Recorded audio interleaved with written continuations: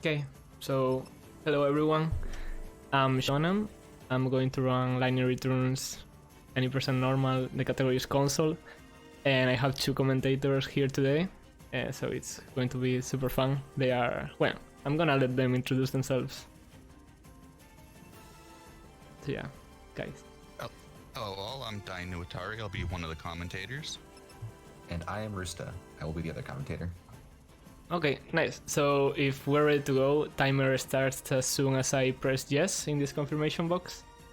So this is going to be in 3, 2, 1, go. Alright, so first of all we're gonna get through the tutorial and let's see how it goes. So for people... Oh, go ahead. I was going to say, I hope everyone likes a running simulator. But yeah, There's a good amount of that in this one. people run.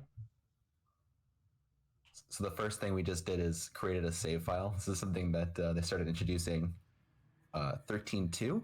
I don't think 13 has this, but 13.2 does. So you have to make a save file for the game to autosave onto as you progress through the game. And so this is one of the first games to have this feature, but it's kind of funny for a speedrunner because, you know, if you have a hard disk drive instead of a solid state drive, you'll lose time just because the game's asking you to make a little save file for the game to autosave to.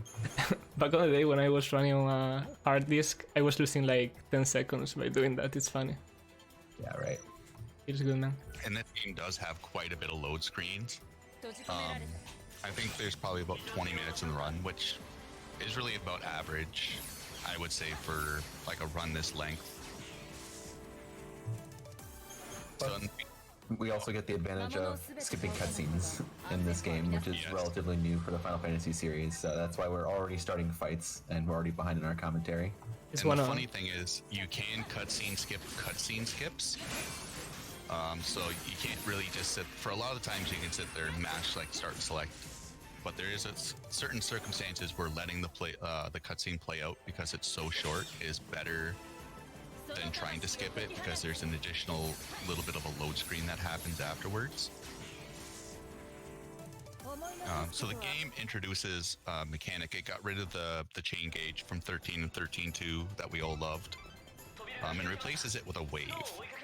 So the wave is a visual representation of how much stagger the enemy has.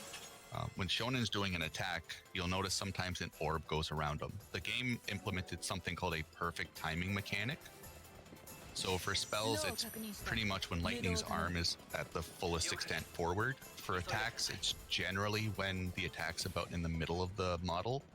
It varies from attack to attack, and it grants you a 20% damage bonus. It doesn't offer you any extra stagger, unfortunately. So just by rhythmically tapping the button, you can get an extra 20% free damage out of all your attacks. Yeah, all the way up to Final Fantasy XII, they always give you some sort of ATB wait option where you could, you know, pause the menu by opening the battle menu, and that was done away with in 13, and they just kept changing the battle system a little bit, and they changed it quite a bit in this game, so there's no longer any wait, and there's even timing, as Dine just mentioned. So by pressing buttons rhythmically and at the right point, you can get extra damage from them. And so that's sort of what's going on in the tutorial. Those first few fights we didn't talk about too much, but they're very straightforward. It's basically just teaching you how to press the buttons. Just do some spells on the first guy to stagger him, learn how to guard, and kill just a couple of weak enemies and get through that. So casually, this game has a lot of really cool stagger mechanics. The second one, like the Anubis, you can instantly stagger him if you perfect guard his attack. In a speedrun, we just skip over all that because the game made one vital mistake with overclock, and we'll get into that when the first time we use it. Just going off the top of my head, I think there's only 2 times in the whole run, maybe 3 in the whole run where we guard to actually guard attacks. Generally, we guard just to guard cancel. Okay, So Xaltis is an enemy that has 2 stagger points. So the first stagger point gives him unprotected with staggering via spells, which gives us a 50% damage boost and a 2 times damage modifier. The second stagger grants brittle, which if we would have had an end spell like End Frost, more specifically, just Enfrost, we'd get a 70% damage bonus on top of that.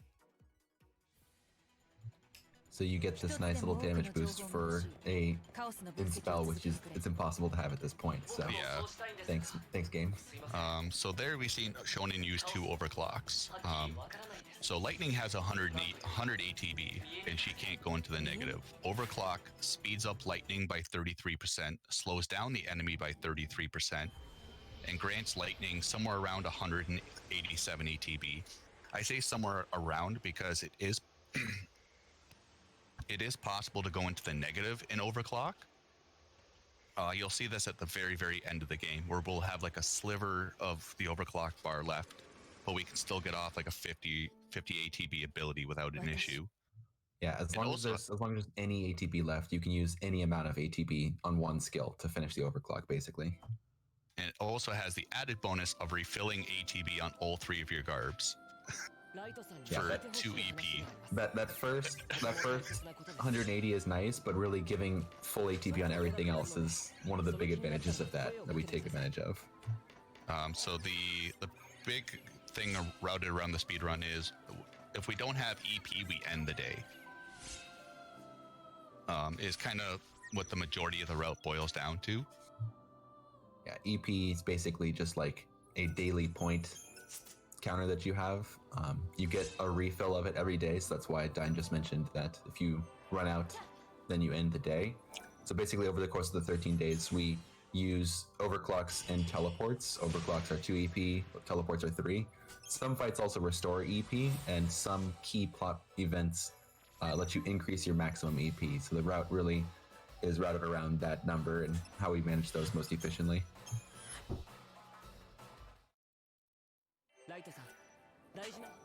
So here we're learning about escapes. Escape is just a mechanic. When you escape a battle, it pushes the time forward 1 hour.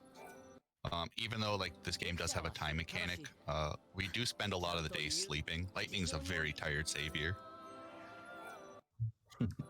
Blanket. I did the math once. I think she sleeps like 21 hours a day.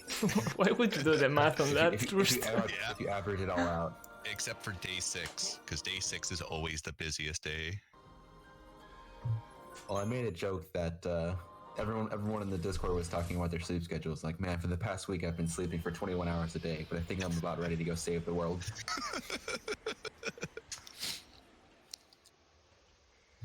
By the way, I noticed someone in chat a few minutes ago mentioned, Shonen, that you're legendary for getting world record in marathon runs. So I have high expectations right now. Okay. That means. So here. So you can go. No, go ahead. You can explain it better. I was just gonna say that we mentioned spending EP. So for the first day, we really have none of the equipment that we need. We only have two garbs that we're going to be using, and they only have attack, which is not very strong. Each ability has a multiplier on it for how much damage it does, basically compared to some base reference amount. And so the multipliers on the 2 garbs that we have is not very high, meaning that we want to upgrade them. So we want to be able to upgrade our damage. We also want to be able to upgrade or get a garb that's able to debuff, which will also give us more damage. And we also want to get items that give us bravery, which will be Warrior's Potions for the start. Since we don't have any of those things, we really can't do any fights. So for the first day, all of our EP goes into buying items. So that's something that Shonen just did. He got 3 Warrior's Potions and 2 Phoenix Downs. The 2 Phoenix Downs we're going to sell, and so that takes care of the 5 EP. Each of those is 1 EP. So now he has 0 EP, and we're just going to continue the plot and basically try and end this day as efficiently as possible. The inn in this town on the first day does not open until midnight, and they put you here at 9 p.m., meaning that you need to escape 3 fights. As was mentioned, you lose an hour in-game after every escape, and so now it's midnight, and so we can pick up an item and go end the day, and then we'll be able to start actually do things with our EP instead of just buying potions. Yeah, it's another difference with PC. On PC, they always buy 3 Phoenix Downs and only 2 Warrior's Potion, but we'll talk about that later. So the item Shonen grabbed is a arm accessory called the Fighter's Emblem. It grants you a 15% strength bonus increase.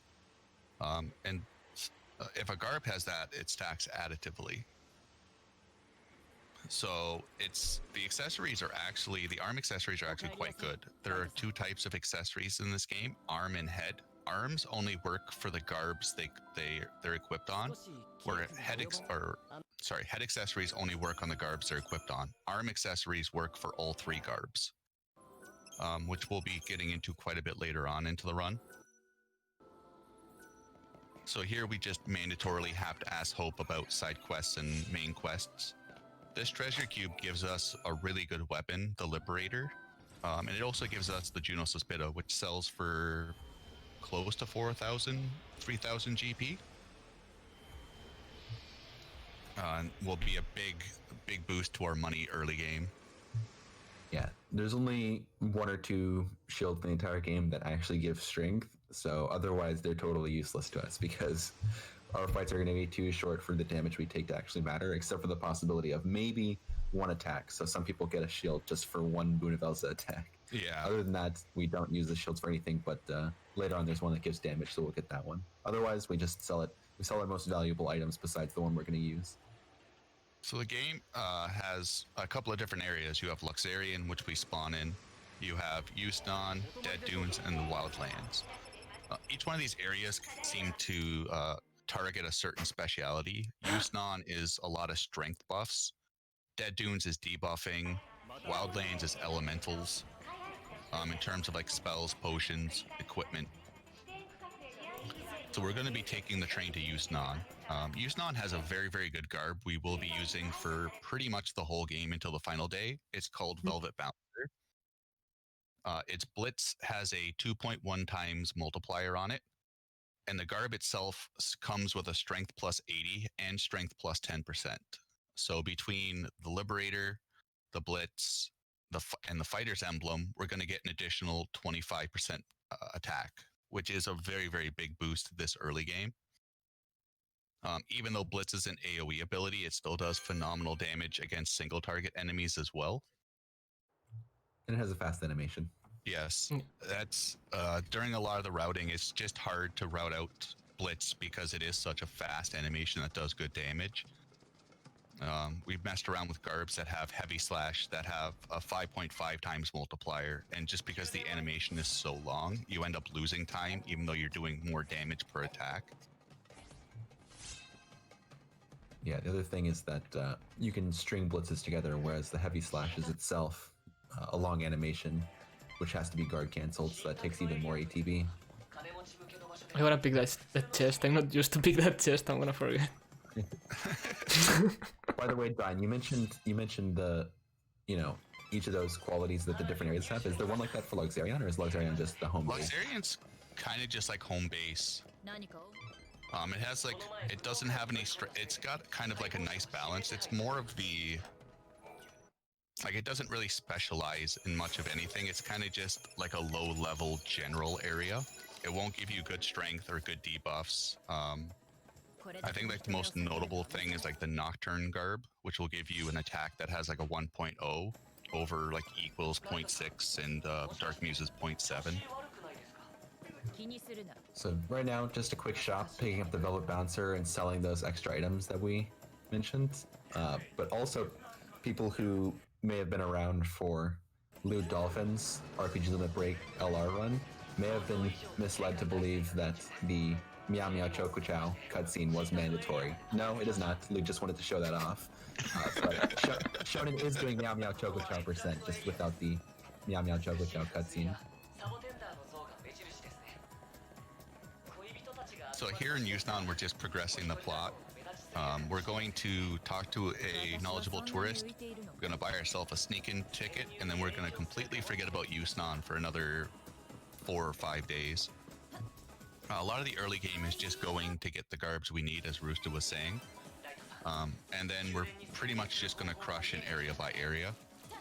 Depending the stats, like Wildlands, we will visit back a couple of times, but there is a lot of quests that we have to continually go back there for.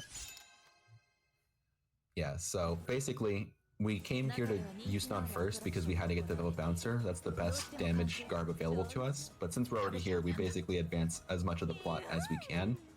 So after buying the sneak-in ticket, the next thing we want to do is come back and enter a maze at a different part at a different time with a hard boss in it. And so we really aren't prepared to do that. So we've just done everything we can, and now we're going to teleport out. 5 EP is what we mentioned before, which is enough for 1 teleport and 1 overclock. So we're going to go teleport and do a fight that we can do right now with an overclock. Okay, I got you 1 meow meow at least. Alright, man, that Blitz messed up with my muscle memory. I should have Blizzard on 1 input, and I had to do 2 inputs. That's not efficient, Roosta. You notice how I'm never the one actually complaining about this. Everyone just assumes you're going to. So there's 2 ways to go about this area of the quest. You can follow the fanatics, which takes about close to 2 minutes, or you can just fight them. We're mainly looking to start the fight with the one with the exclamation point over his head. This will despawn all the other enemies and progress the plot. Ooh, a sickle. Yeah. Nice. So the only big issue about the fanatics is you don't want to do a blitz finisher because you will send the enemies flying in the air. That is different than using an ability called launch, which we'll get into on the first boss. So you don't want to do the blitz finisher, and the only other main issue is one of the fanatics can use an ability called evade. So sometimes they can roll out of Blitz's hit radius, which the fight's still beatable, it's just a minor time loss. Yeah, if the right fanatic evades to the right or the left evades to the left, that's very bad.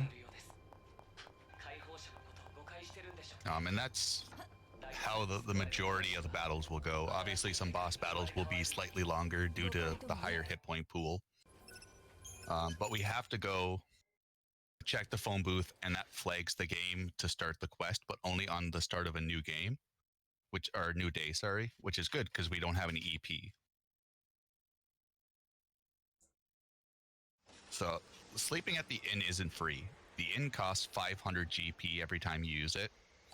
I think Roosta worked it out where we sleep every day at the inn except 1 day. So during the course of the run, we spend close to 6,000 gil on just sleeping. So I think it's you sleep once every day except for day 6 because you get the 2 time advancing events of entering the warehouse and entering XShonnen Palace. And then you sleep twice on day 5. Or I guess it depends on what your route is at this point, but you sleep twice on day 5.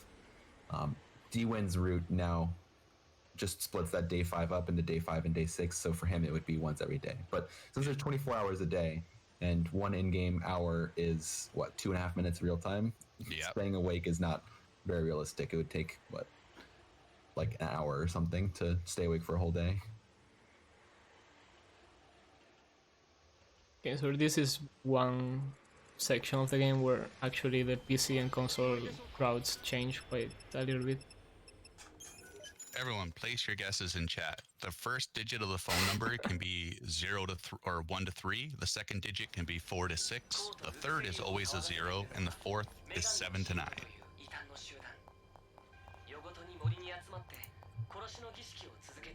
Wait, Shonen, you're not going to check the... Damn it! Yeah, I'm gonna go full one. No. I think he's going to YOLO here. Yeah, I'm gonna go for the first try without checking. Yeah. Oh, all right. So there's 81 different possibilities for this phone. So Shonen's gonna try it. Oh wait, Shonen, no, don't do that. I misclicked one. Oh, no.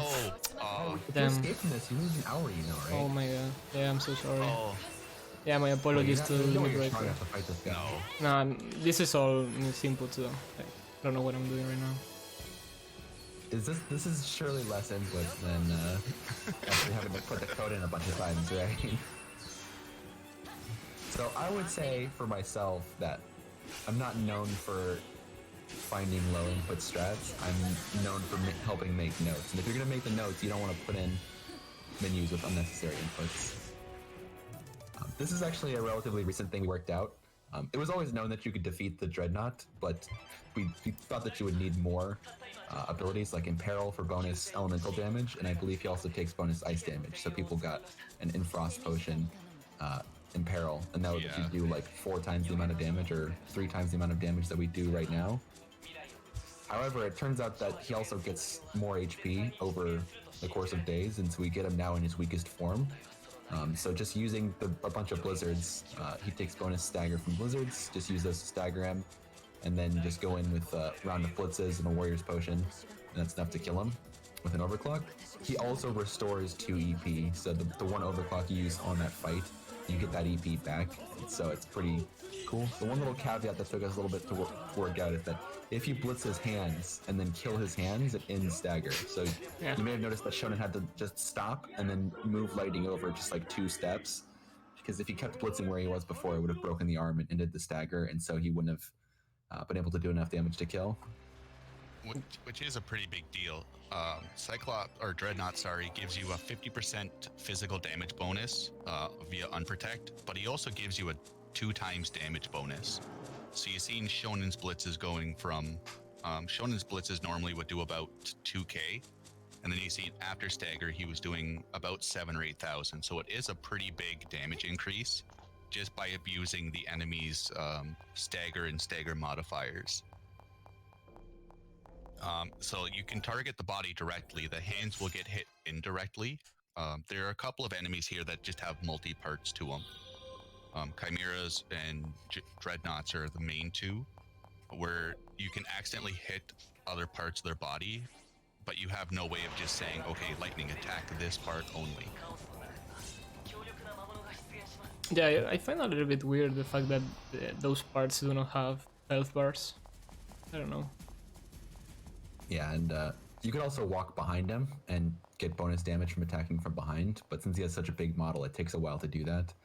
That's actually not something we ever have to do throughout the run, although it is an option from a speedrunning perspective. It turns out for no fights do we actually have to walk around behind someone. However, there is a phase of the final boss where you get bonus damage if you can get them staggered while they're turned around. And we have a manipulation for that King SBI came up with a few months ago. Yeah, it's called positional damage. Anytime you attack an enemy from the backside, you get a free 20% damage boost, which is the equivalent of a perfect attack.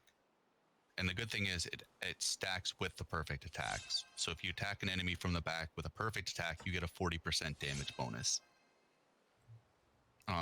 Which is still a pretty nice damage bonus depending on how the enemy stacks with their stagger modifiers. Actually, I need to correct myself. There is Snow. Snow, you can stagger him after he slides past you, and then you automatically get the bonus damage there. So here we're buying Passion Rouge. Passion Rouge is going to be our debuffing garb, and we're going to be using this till the end of the game. D-Protect gives us a 33% physical increase in damage. D-Shell is the same for magic. Magic in this game is more for staggering. We're going to get much more damage out of physicals, mainly because we'll be physical spec'd for the whole run. Unlike 13 and 13.2, the debuffing mechanic in this game is very simple. You cast the spell once, it sticks. If not, you cast it a second time and it sticks. You don't have to worry about your chain gauge being at a certain point for duration. Duration is a flat amount. So here we get to everyone's favorite part in the run, Imperil farming. The devs hate us. The only way to get Imperil is from the Desert Sahagin, and it's a 15% drop chance, or 30% if you fight it in Chaos. Because Chaos doubles base drop rate. D-Spell and D-Protect, I think that was? Yeah. Imperil, unfortunately.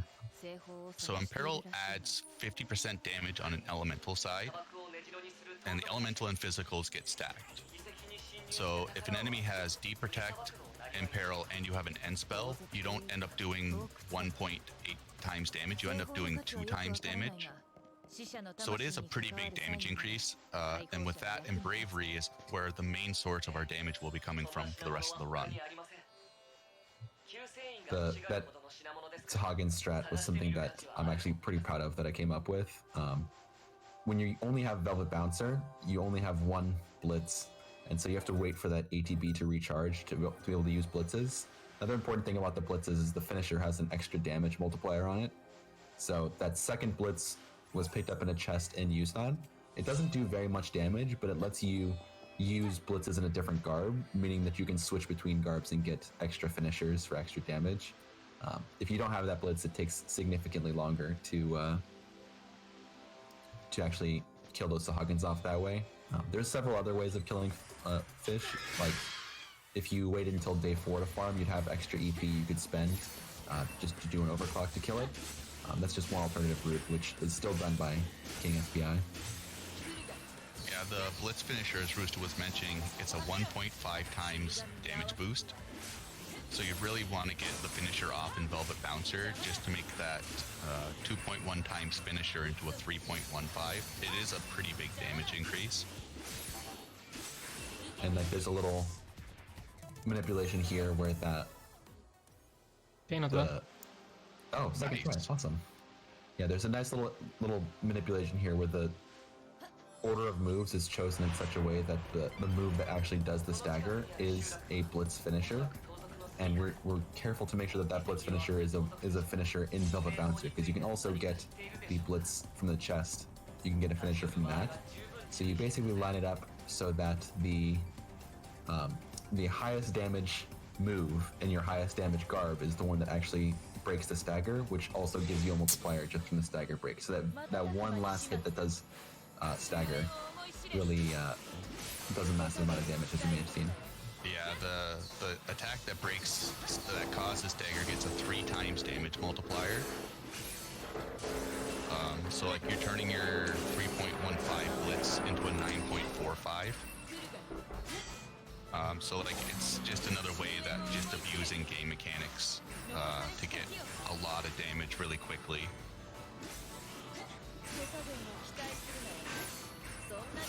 This is just unfortunate getting caught by this guy. Monka W. Yes, this is very Monka. So enemies in Chaos get a 50% hit point increase, 50% stat increase, and they also get a permanent regen. Regen will restore 0.3% of their hit points every 3 seconds.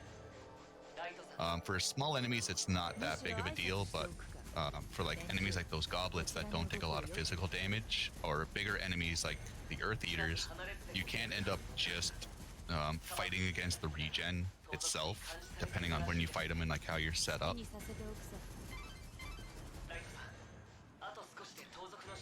So here we're just doing a grand tour. Dead Dunes is the only area that gives you these handy cactuar statues. They're basically free teleport points, so we don't have to spend EP. The other thing that we can mention about the Dead Dunes is that the plot required things for Dead Dunes, there's several more places that you have to go in Dead Dunes than any other area. There's 3 different tablets that we have to pick up, and once you get to each tablet, there's no easy way to get back to the other places in this area. You also have to do a maze. You have to fight another enemy for a different plot-related thing. You have to come to this area to do at least 2 quests, or talk to this guy Adonis 2 times. And so, since there's so many different things to do, we'll be just coming back here whenever we have extra 3 EP to spend. We'll just come back, take care of something, and then come back again later. But for right now, we're just going to pick up this little mission that will let us unlock the rest of the quests. I can overclock twice this, at least. I guess that's something. You might need to heal. I might need to heal. Nah, not really, right? I don't think. You can buy a potion before going to the first boss. I think his attacks, if you miss the perfect guard, might spell disaster. You could always just use the Warrior's Potion earlier in the fight. Oh yeah, that's true. You can check a VOD, see how much damage his attack does. Although it would be interesting to just have Null run up and kill you. I don't know if I've ever seen that happen. Let's experience it as a family. So the Gurungach is an enemy where if you stack more debuffs on him, his shell disappears and grants you a bigger stagger bonus. But I'm gonna finish the day in front of a tablet, though. I'm not gonna fight anything else. Oh, you fight Null after the maze still? Okay. Yeah. All right. Exactly. So, like, I was wondering. So why didn't you OC one time against the Sahagin? I thought you must have been doing a different route because of that. Yeah, I should have OC'd twice, though. No, you could have OC'd the... No, the problem is that I had to Goblet. fight one goblet, though. Goblet. Yeah, exactly. So I got 1 EP back. Oh, okay. Yeah. Maths. Yeah, those goblots, they have a very quick. They're not very fast inherently, but they have a very fast little bite animation that sometimes you just can't get away from, and unfortunately, that's not been there to Shonen. Yeah. But it's okay. The important thing is to have fun. So with the Gurngach, when we use 3 debuffs on them, we get a 3-time stagger multiplier. Tier 1 spells like Blizzard and Thunder go 20, 20, 20, 20, and then the finisher is 80. The finisher is worth as much as the whole string. This goes for the Thunder spell and then the Raw class. The Raw class is better because it goes 40, 40, 80. So you're just saving 2 cast animations. So in any case, when you only have tier 1 spells, you definitely always want to get the finisher off. So turning our 80 stagger finisher into 240 saves quite a bit of time for that fight. The old strat used to do 2 debuffs, and then Roosta did a bunch of timing and found out that grabbing a Defaith chest, if you don't have Imperil, saves the time on that fight. I think it saves 3 seconds over grabbing the chest and equipping it. Well, there's 2 Gurngachs also. Yes. So you sort of double the time save by getting that chest, and then you can also sell it later if you need to, which some guild routes require selling that sometimes.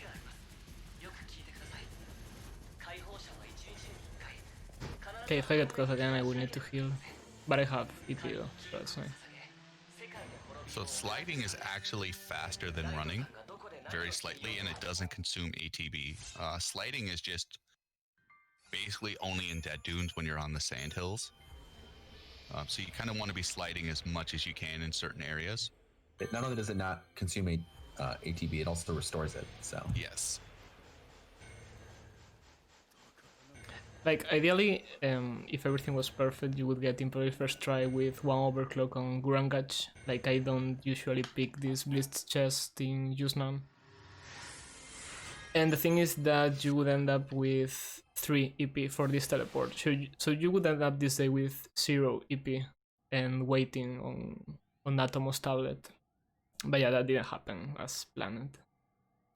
Yeah, but having a little bit of extra EP at the end of the day isn't necessarily a bad thing, as long as you're able to do everything you need to do, then you're fine. If you listen carefully, you can hear D-Win screaming at the wasted EP. Oh, he's gonna scream more later. Just wait. So the Dead Dunes is one of the 2 areas where we get a companion. Dead Dunes here we have Fang. Fang has a pretty good skill set to her. She has some pretty good damaging abilities. She actually does some really good work on the second Gurangach fight that Roosta was talking about. Especially if you cast Imperil, then she basically immediately picks up on that and uses Gale Strike, which basically gives you twice as much chain because she's chaining as well as you are. Now will Shonen get the super slide? The fun thing is that right now, this way, it doesn't matter if you get it or not. I know, but it's still cool if you do.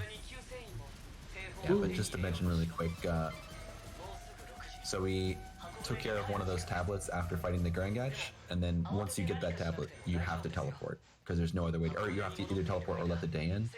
So we've got Fang, and now we're going to go take care of another tablet, so this will be 2 out of the 3 tablets done in this area, and then once we have all 3, we can actually unlock the final boss, but you only need 2 to start the maze. So the next thing we're going to do when we're here is go through the maze area to start putting down the tablets. The final tablet goes in an area that's by the final boss, so we can do those 2 together after we come back here and start the maze up. So we also need to grab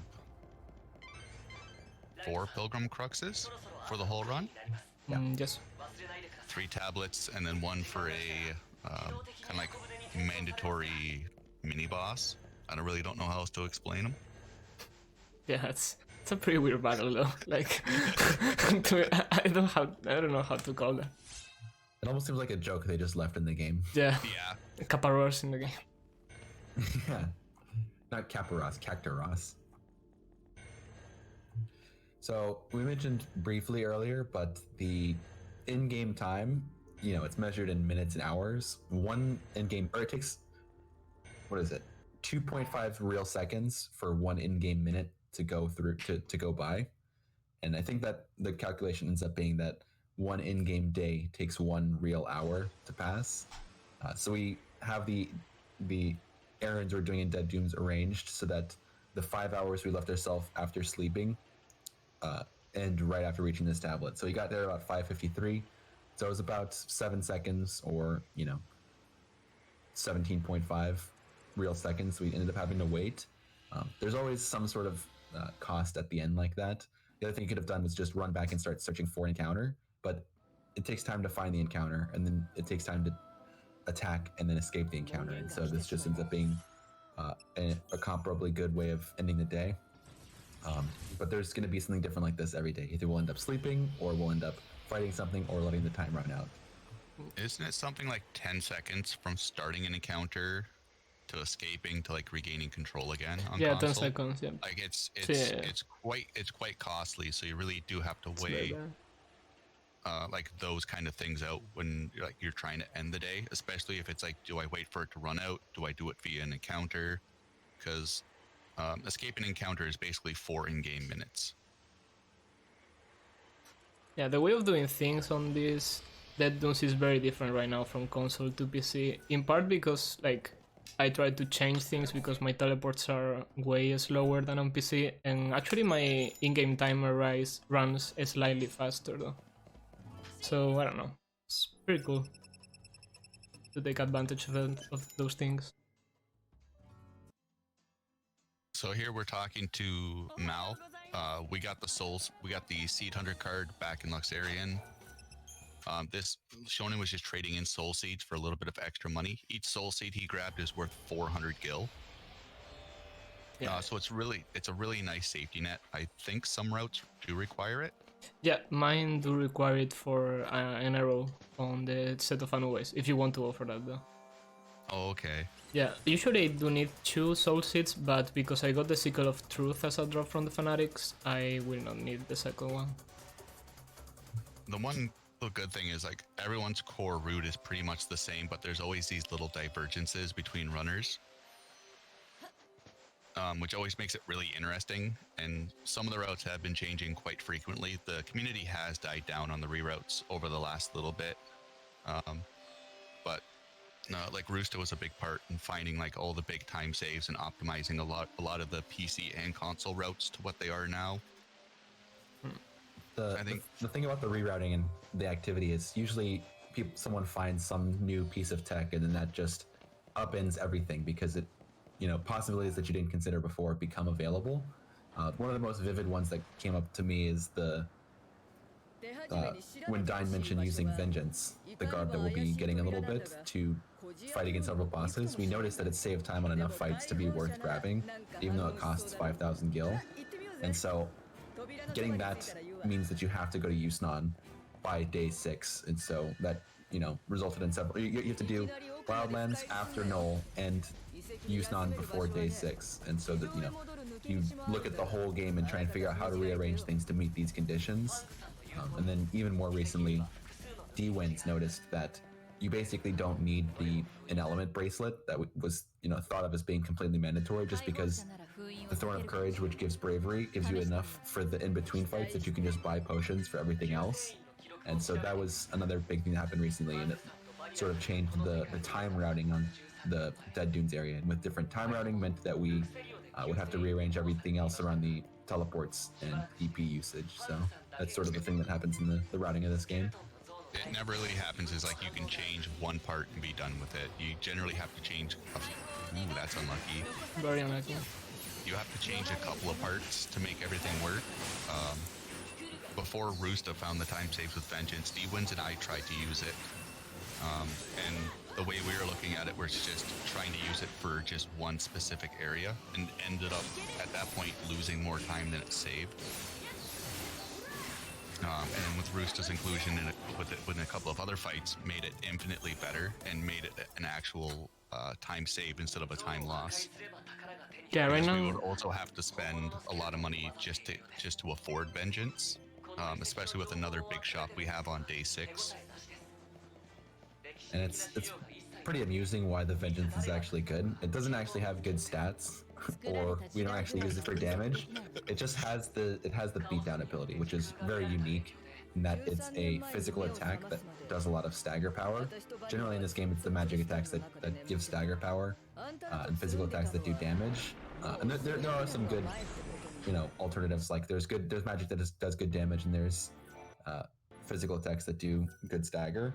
But in particular, the beatdown can also become jump, and jump is an ability that lets you hit the head of Zaltises, and the head of Zaltises take 15 times stagger power. So it just lets you do a single jump to stagger 2 different Zaltises instead of having to spam spells. And so between those 2 fights, it's like 12 or 13 seconds saved alone, plus some more on a few other fights. So yeah, right now the way of doing day 3 and day 4 on console, like the way I do that, it's to be honest it's not very marathon friendly though, because I just cannot escape at all. Like my days are going to finish at 6 a.m. waiting. Just get lucky and not get any encounters. Yeah, exactly. We're doing a great job at that. Several different routes have different requirements for where you can get encounters and lose time. Like if you end the day with a sleep, generally what you'll be able to do is just, if you get an extra encounter, you just sleep 1 hour less at the end. But when possible, it's nice to end days just by letting the time run out. And if you're going to do that, that means that you can't get an encounter, because you'll lose an hour and the day will end at a bad time. Some routes will let you just pick up where you left off the next day, but that is not possible. Generally in the Dead Dunes, it really is not great, because you're going to end up at some dead end and you're going to have to waste 3 EP the next day. And like we mentioned, the EP routing is really everything in this run. So oh my god. Casually, the game does give you an ability called chronostasis. It will pause the in-game timer for 30 minutes. Yeah, 30 minutes. 30 in-game minutes, so yeah, for one EP. A minute, 15 seconds. So like casually, if you just fight enough enemies anyways, you can chronostasis pretty much the whole game. Because of the speedrun, you don't gain, or in the game in general, you don't gain stats from, you don't gain experience from battles. You gain experience from doing quests. And the big bulk of our stats come from just defeating the bosses. If you do every side quest in the game, you earn 30 strength more than just fighting the 5 main bosses. Side quests are a good source casually for hit points, money, but for a speedrun, doing any outside mandatory ones is just strictly a time loss, because they only give 2 or 3 strength. I think the highest side quest gives like 10, where the highest boss is 108. So you may have noticed Shonen was trying desperately to escape from those gremlins.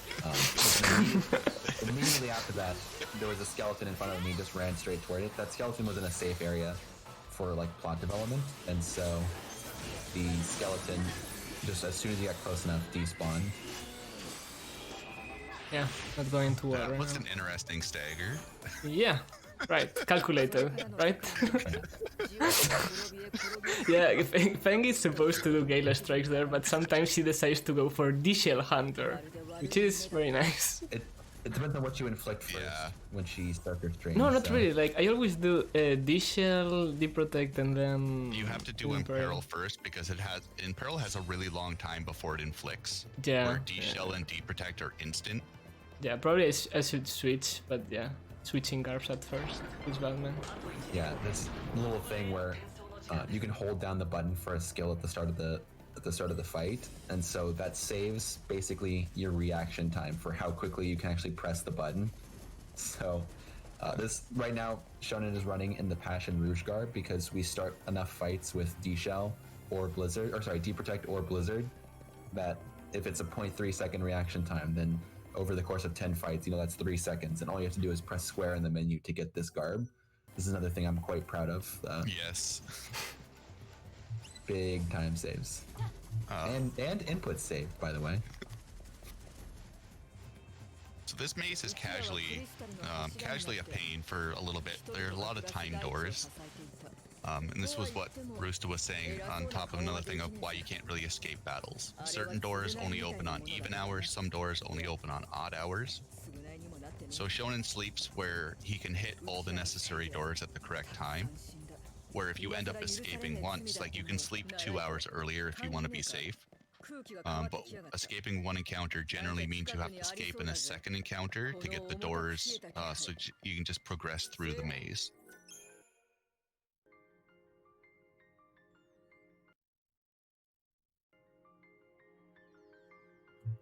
So this takes care of the bulk of the dead dunes. We'll just have to come back for one boss and the sort of mini boss that Dine mentioned earlier, and then we'll basically be done with this area.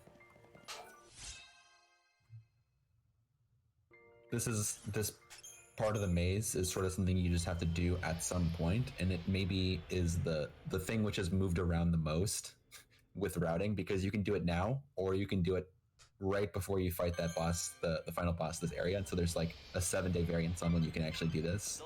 But it's nice to do it. It's nice to do it now because that Gringach gives 980 gil, and you also get, I think, 1500 gil from picking up Fang, and so that's quite a bit of extra gil to have by doing these parts of the Dead Dunes earlier.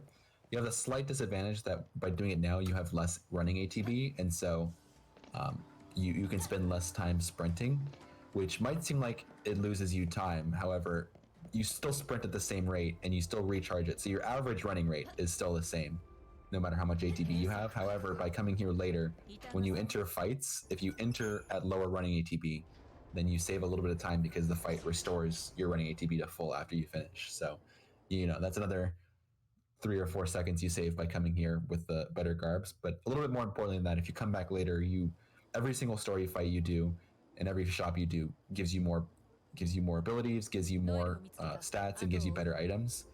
Like, for example, we're getting a sword later on called the Chaos Revenge, which has a really cool power that lets you stagger things quickly.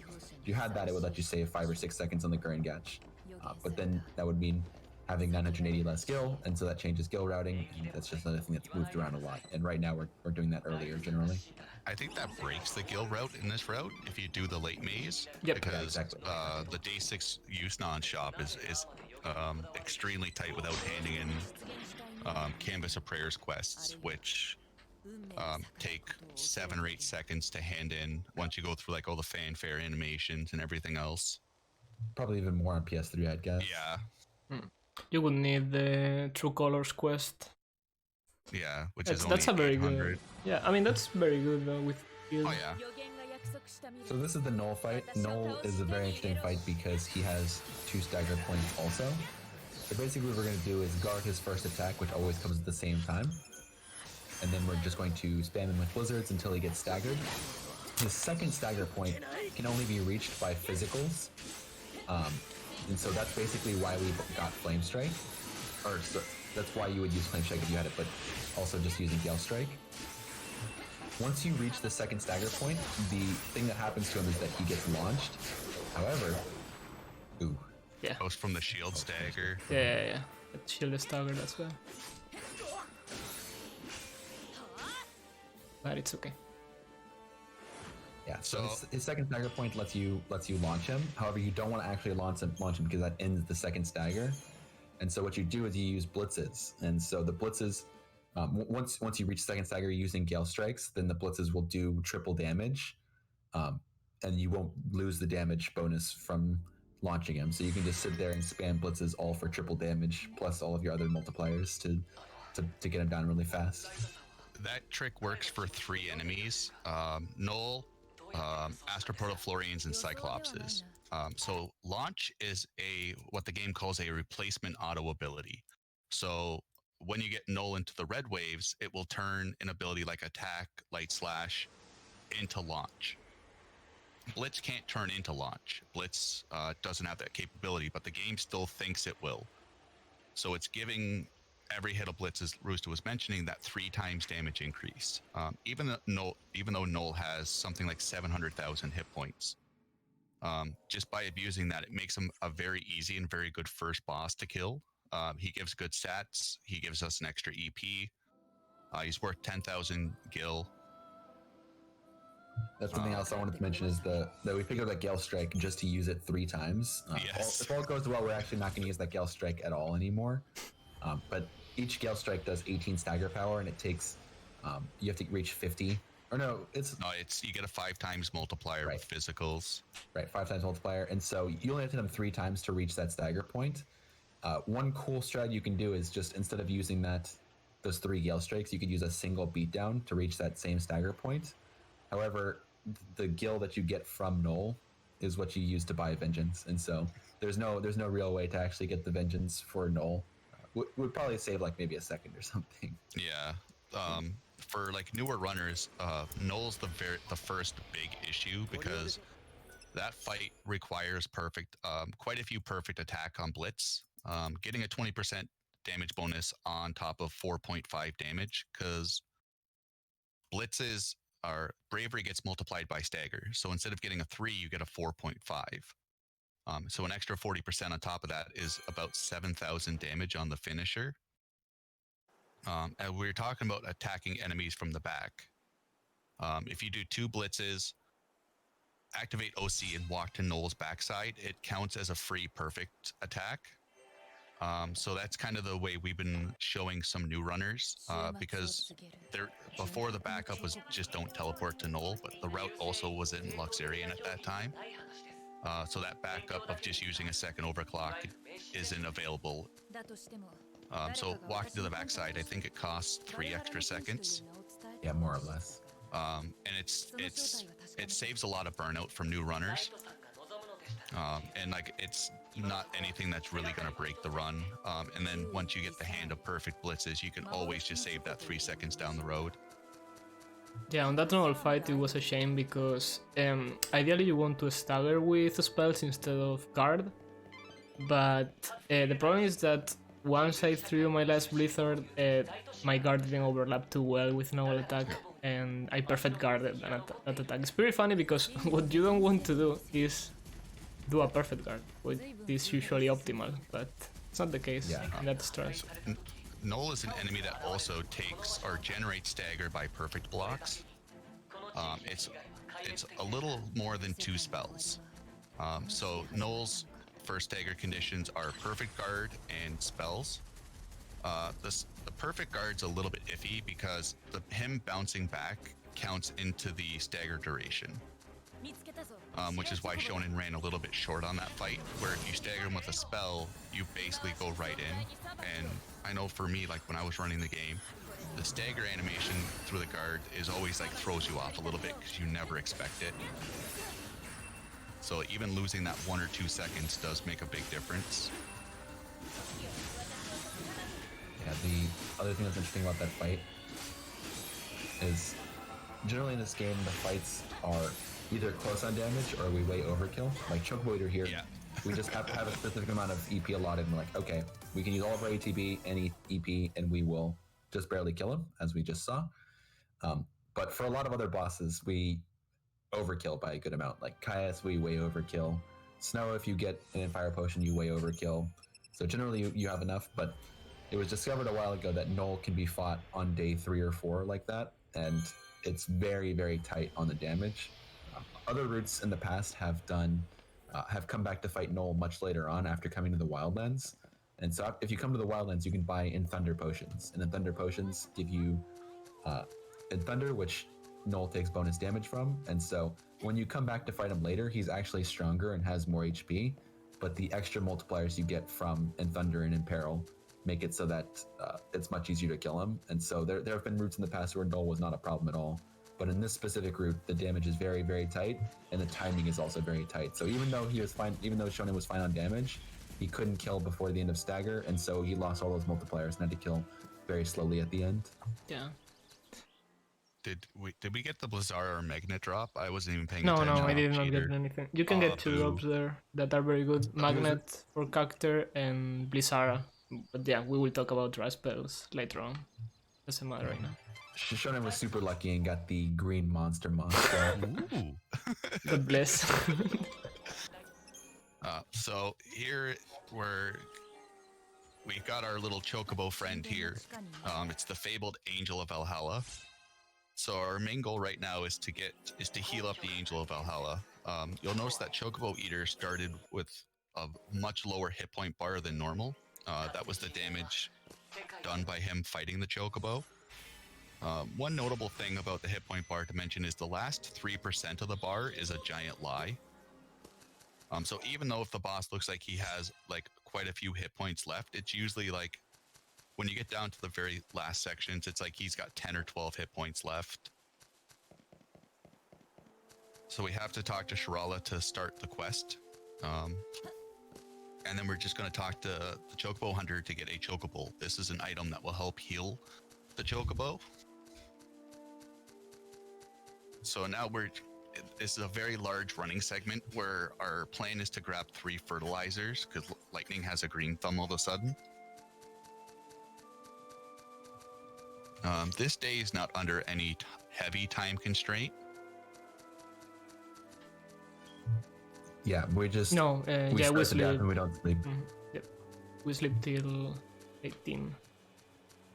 You sleep until 18, you do that after getting back, and so even if you get an encounter here, you just escape and there's no problem. The only real time constraint is the shop that we're going to pick up our Infrost and an Arrow potions from, and I guess a Vigilance potion too. That shop will it despawns at noon, I believe. So we have to get back to the farm we were just at noon. So the quest we're doing right now is we're going to be farming Gisal greens to Oh my god. heal Odin, heal the Angel of Valhalla, so that he can ride around with us and take us places that we couldn't otherwise reach. It's a bit amusing because Odin, we're just short on enough healing from where we are right now to be able to heal him to the point of walking around. If we could heal him to the point of walking around, then this long run right now would be much faster. But there's no easy way to actually get one more item to heal him up, and so we're forced to run this full duration. Thankfully, we only have to run through the forest once. Yeah, at the end of this running section, we unlock the teleport point for Yogg Village, and so by unlocking that, we can just teleport back and not have to do this run anymore. I don't know why, but I was randomly really worried you didn't grab that mushroom. Dash issues. Dash running. Yeah. I seen you run through the other ones without an issue, and I was like, he didn't grab the mushroom. Yeah, what he's talking about is the completionist category for this is new game plus dash, and you have to pick up all these mushrooms along the way for that. The Dine and King have been doing runs of that recently, and so I think a little bit of brain inertia there made you think you should be doing that still. So here we're picking up the Vengeance, and then we're also doing something which is relatively new to the speedrun, which is we're going to unlock this quest from Nadia here, and this is the Yule's Flower quest. We're not actually going to do the quest. We are unlocking the quest to give us the ability to pick up Yule flowers. We're only going to pick up one of them, but that one Yule flower is worth 2 Gisal greens, and 2 Gisal greens means we have to do 2 less. We have to pick up 1 less fertilizer and do 2 less plants. And that really adds up to a good amount of time. But the other big thing is that we are given 5 vegetable seeds, which is enough for 5 Gisal greens. Without that Yule's flower, we'd have to get 7. And so that means going to a shop, which lets us buy the vegetable seeds. However, that shop has a tutorial prompt when you get there. So it takes about 12 or so seconds to just go into that shop and buy 2 more vegetable seeds. So that's the biggest thing here, is that we're going to skip that shop, skip 2 plantings, and skip 2 feedings on Odin by picking up that Yule's flower, which is a little bit out of the way, but it works out well with the time routing. So in the older routes... Oh, go ahead, Shonen. We also skip this tutorial with the Adventure Settler? I don't remember the name. Adventure Essentials. Yeah, that was... Okay. Before the Yule's flower was found, the main goal was to find 2 shinies in the Yogg Forest, and those shinies had a 75% chance to be a vegetable seed. And if you found 2 vegetable seeds, you could skip the Adventuring Essentials. However, even though the chance of a vegetable seed is so high, it always managed to work out that you found like bronze medals. Yeah. So it ended up just being most of the time like a double time waste. I want to correct you and say that it's an allegedly 75%. Yes, allegedly. No, the real truth, we're just joking right now. The real truth is that we got so tired of Shonen saying, "Do we plant 4 vegetable seeds?" as a reference to Fortnite, that we just routed it. The route has turned into just taking away Shonen's jokes one at a time. Feels bad, man. So he has to actually talk about the game. Yeah. We used to sleep for 14 hours, but then you would always say, is that a reference to Fortnite? And so now it's just a little bit less now. So it takes 6 hours for these Gishal greens to grow. So like because we're also going to be ending the day in a specific way, that's where the early game is kind of lax, or the early day is lax. Like with escapes, just because we do have extra time to burn anyways. And if you're playing on PC, there's a weird and really adventurous glitch that happens at 60 FPS. It takes you on a very magical journey. Because they use the PS3 port instead of the Xbox port, like they did for 13 and 13.2, collision isn't a thing sometimes. So in this area, because the floor tile is wafer thin, your seed will actually fall through, has a chance to fall through the plot, and it will reside safely somewhere in 300 kilometers underneath the earth, making the patch unusable. So you can risk it. I think it's a 14-second time save on PC by not switching FPS. But you also risk your run dying here, just because you have to push the time forward again for another planting segment. There is another time where this glitch comes in handy. We'll mention it much later at the final boss. Is this Chocobo a reference to Fortnite? Hey, yes. I was gonna say, is the Chocobo being named Fortnite a reference to the 2 week length of time that passes over the course of the run? Well, yes, but actually no. So here, normally, as Roosta mentioned earlier, we would be going for the fireworm bracelet, but it took, I forget how much time it took for the detour to go get it.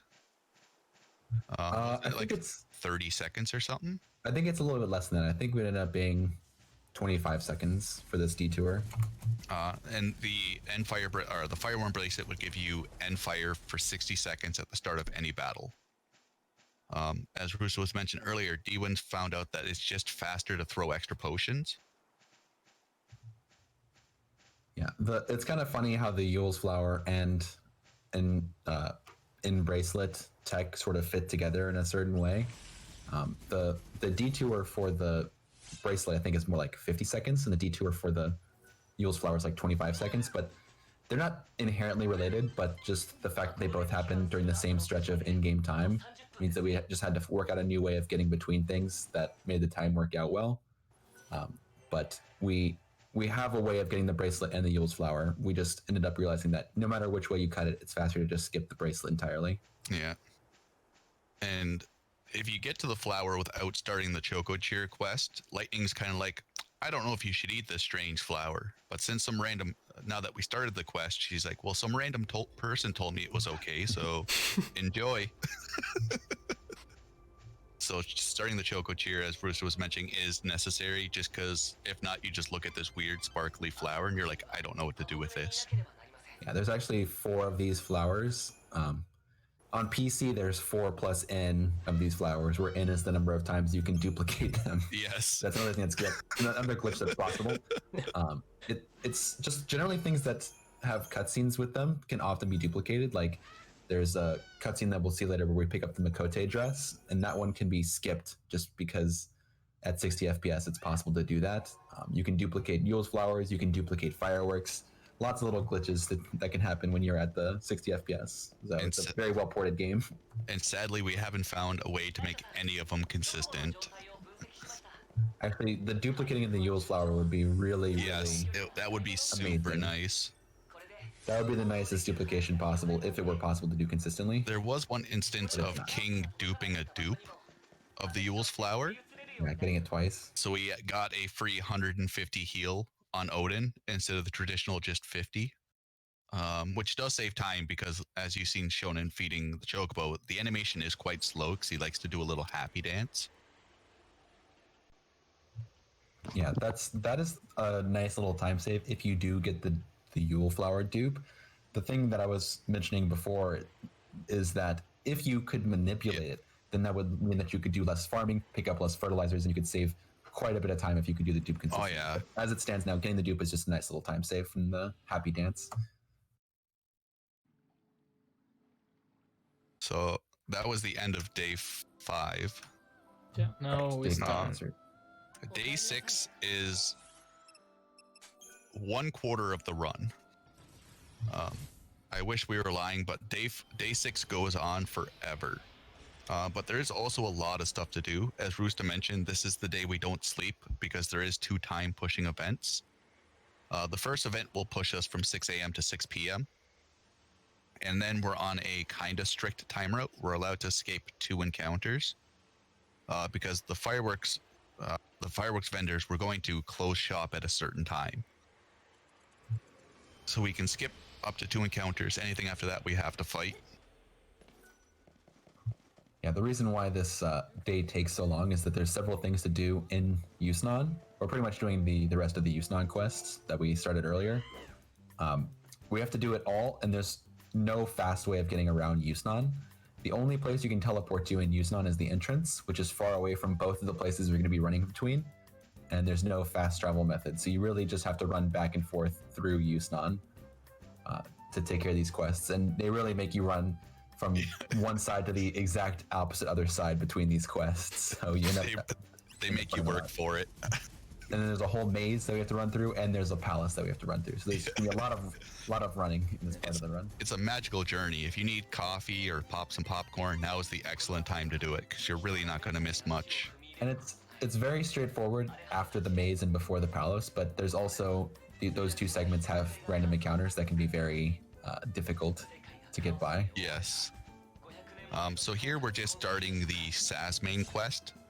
This is necessary because we get one of the fragments we need from the xShonnen slaughterhouse, and the only way it unlocks is by talking to Saz. We can get the other 4 fragments without talking to him, but doing this now just saves a backtracking. And once you see how much distance we have to cover, this does save somewhere along the lines of minutes. Yeah, that Also, little, I don't know if we talk about the pec tech. the pec deck. Yeah, I mean, like when you when you ride the Chocobo, you will get this happy animation as when you're feeding him. But the Winds discovered that if you attack as soon as you ride the Chocobo, you skip that animation, and it's actually like half a second faster? Question mark. I believe it was actually. I think it was actually a Healy that discovered that one. Ah, it was a hit. I thought it was the Winds. Yeah, Right. I think it's like 20 frames or something you save. Oh wow. D-Wins is just a disciple of the pec tech. Yes. All right. So we're gonna, another very, very small time save is normally after people talk to Saz, they would talk to this black Choco chick, an orb would fall down, we'd open it and a cutscene would happen. Turns out we can just skip talking to the black Choco chick, which does save a couple of seconds. Well, it's a Shonen bit- will have to it's a do bit- some. Oh, go ahead. Go ahead. I would say But it's a bit funny because the. Oh, now we're both. You go. I'm gonna shut up. The game puts you in this closed room that you can't get out of without activating this cutscene, but kind of forgot that you can teleport away. And so by teleporting away, you just you leave the area without activating that story trigger. So when you get back, the Choco chick is still waiting at the door for you to run out of the room, and so you just go around behind him to open the chest that is there, even though he's still waiting. And so by opening it, he's like, well, there's no reason for me to be here to show you where the chest is if you already somehow managed to open it by breaking the story order. And so that is a nice little time save. The cutscene itself is only like 1 or 2 seconds, but it's just like a cute little thing that when we come back, we'll see him still standing outside the door. Breaking the story, just like 13-2. Is that a reference? That's not Fortnite. Oh wow. Ah. So the Wolf's emblem we picked up serves the same purpose as the Fighter's emblem we picked up at the very beginning of the game. Offers 15% strength. We could have grabbed it earlier, but we'd be going out of our way. And since we're only really doing damage with 1 garb, having the extra attack on a 2nd garb doesn't really help us out much at all. Oh, you got the Naruto runner. Yeah. These weebs. So if there's an enemy nearby, it is much safer to despawn it by escape before talking to this guy. This guy will only let you into the warehouse between 6 and 6:59. So if an encounter spawns and you force time ahead, you lock yourself out of this whole area that for day happened 6. to me. Like, I killed It one happened to round me. because of that, bro. It happened to me. I think it's happened to everyone at least Oh once. my god, that's terrible. That's why I fight that. Which is a big deal for one big reason. As Roosta was mentioning, on day 1 to 6, the enemies stay the same. On day 7, they get a 33% stat increase to hit points, magic, and strength. Hit points or magic and strength doesn't matter much, but it's the hit points, especially on something like the Zoltis that we will be fighting in the slaughterhouse. Yeah, there have been routes where you fight the Zoltis on day 7, but with that extra HP, you really gotta overclock them, and then you have to change your EP routing. And at their lower HP value here, we can just beat down them on the head. Okay, that was not the plan though. So but okay. just to give you like an idea, Zoltis gains 66,000 hit points from day 6 to day 7. Which with our damage, it's still not enough, but the limiting factor for us is ATB. We have enough ATB to kill them at their current 110,000, but at 176 you need to start burning overclocks, which really kind of messes the flow of the route, especially leading up into the next boss.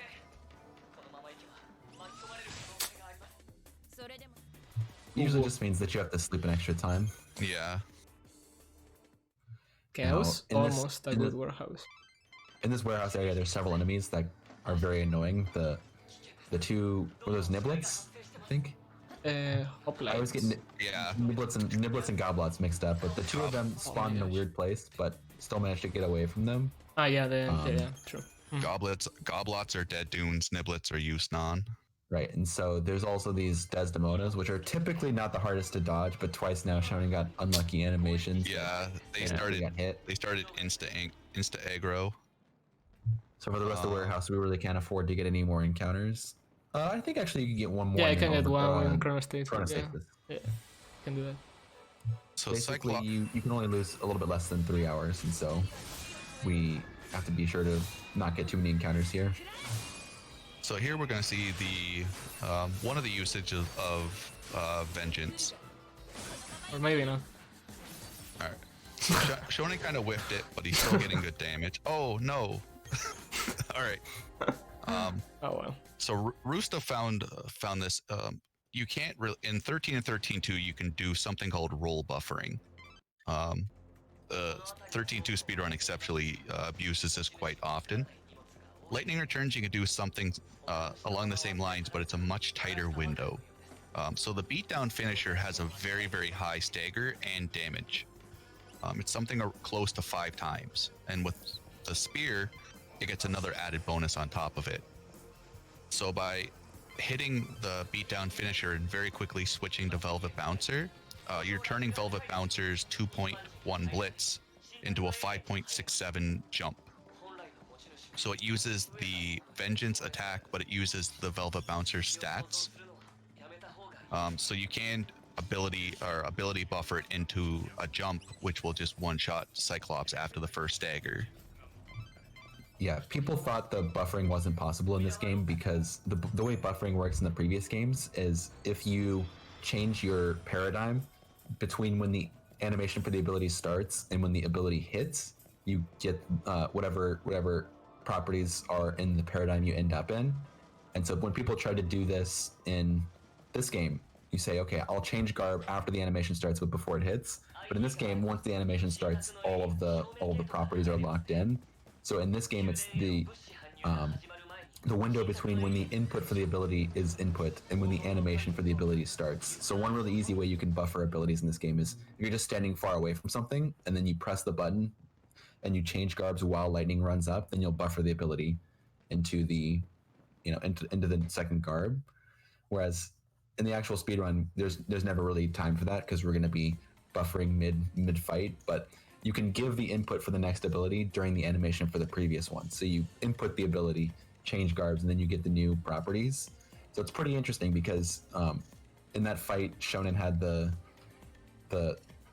what is the Shadow Hunter, which is the only spear we have access to at the moment on the Velvet Bouncer, which does not have beatdown. But by buffering from the beatdown into the Velvet Bouncer, you can get a jump, even though it shouldn't be possible in theory. Yeah, I didn't do that correctly because sometimes I try to perfect time that, and I actually should have stopped trying to do that because it's messing around with that. Jump is another one of those auto abilities that we're talking about, like launch, where it turns one ability into another one. But instead of it being a stagger condition, it's weapon based. So any spear will turn the beatdown finisher into jump. Jump also adds 20 to the final stagger. So beatdown does 50 and then 100 for the finisher. Where with jump, it'll do 50, 120. Plus the bonus from the Shadow Hunter also. Yeah, which is like 8%. I think it's 5%. I always give it too much credit. I don't think it actually matters for any fights, but no, I think it matters for the snow fight. I think that was the only fight it matters. Right? Yeah. And like, I think that's like it might be possible for it to matter against burning. Yeah. Phase 4. Maybe. The other thing I'll mention though is the Cyclops is another fight that vengeance is actually important for, just because the Cyclops only takes stagger power from physical attacks, and so in the past we just used blitzes to just kill him. He has low enough HP that you don't actually have to stagger him. It just ends up being a little bit faster to just spam beatdowns until he reaches his stagger point, just because he has similar stagger properties to Null. So if you stagger him and then hit the second stagger with single beatdown, or I think it's 2 beatdowns, then you'll be doing, what is it, like 6 times damage between the unprotected first stagger and second stagger. So yeah, it's something done like 6 or 8 times normal damage. So the big reason we do Yusna on day 6 is the shop changes, and it has a very, very large upgrade. The Kiku Ichimonji is by far the strongest weapon you can buy.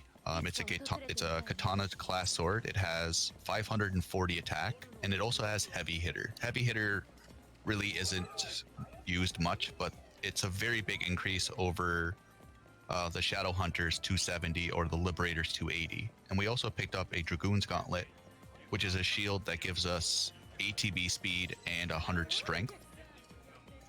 So in this shop alone, we get something like a 400 strength increase once you include like Velvet Bouncer's modifiers, the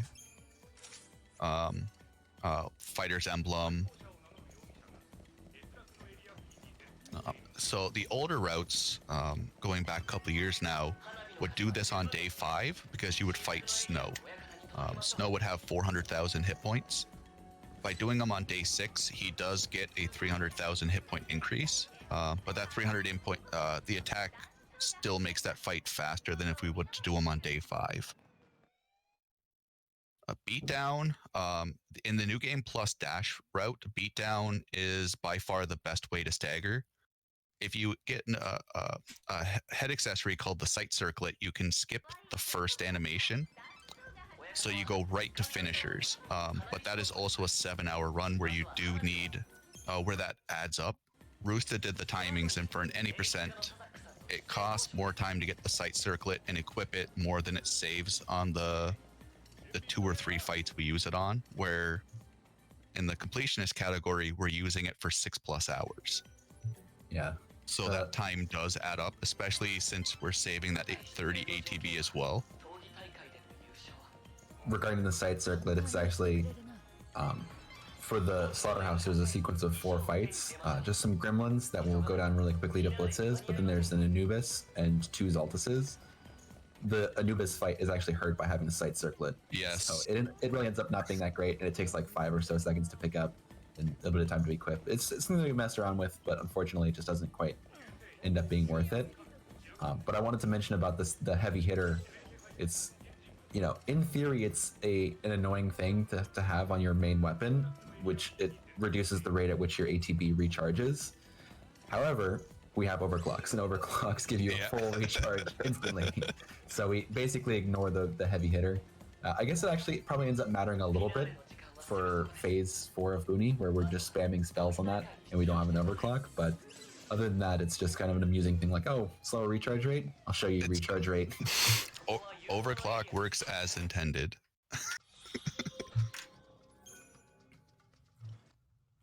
So yeah, this is the slaughterhouse we just mentioned. The first fight is really just 5 gremlins. It's kind of an interesting fight for one reason, which is that the gremlins sort of start out in a triangle pattern, and we're trying to hit them with area of effect spell, with an area of effect blitz.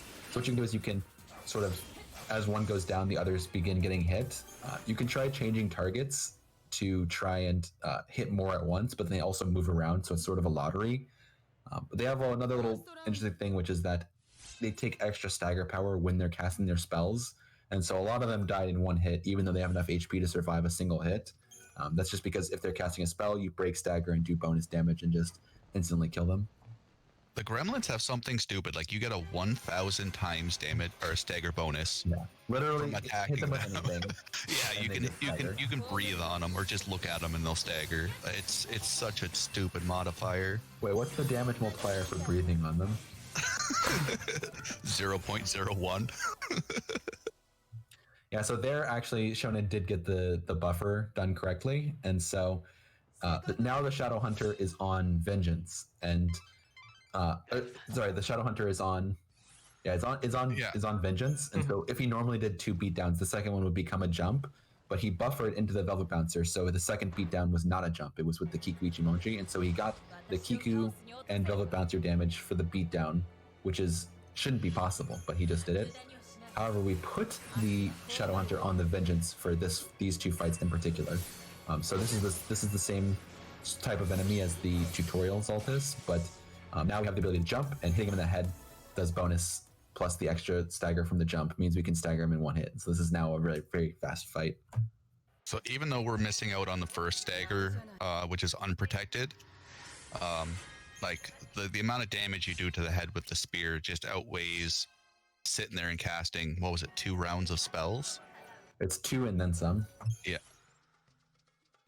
So it's a little bit of a pain that we have to wait for Vengeance's ATB to fill up, but it's still much faster than just trying to hit him with spells, especially after Roosta said with the Cyclops and the Anubis fight. Even if you miss the buffers, it's still a time save. You're just losing out on a couple of seconds here or there.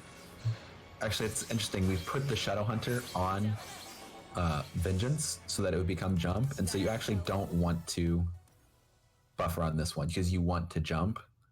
And it's really interesting because there's like a lot of different ways you could arrange your equipment for this. Like, okay, I want to do more damage in one part of the fight, and so I'll put the Shadow Hunter onto Velvet Bouncer and then buffer it.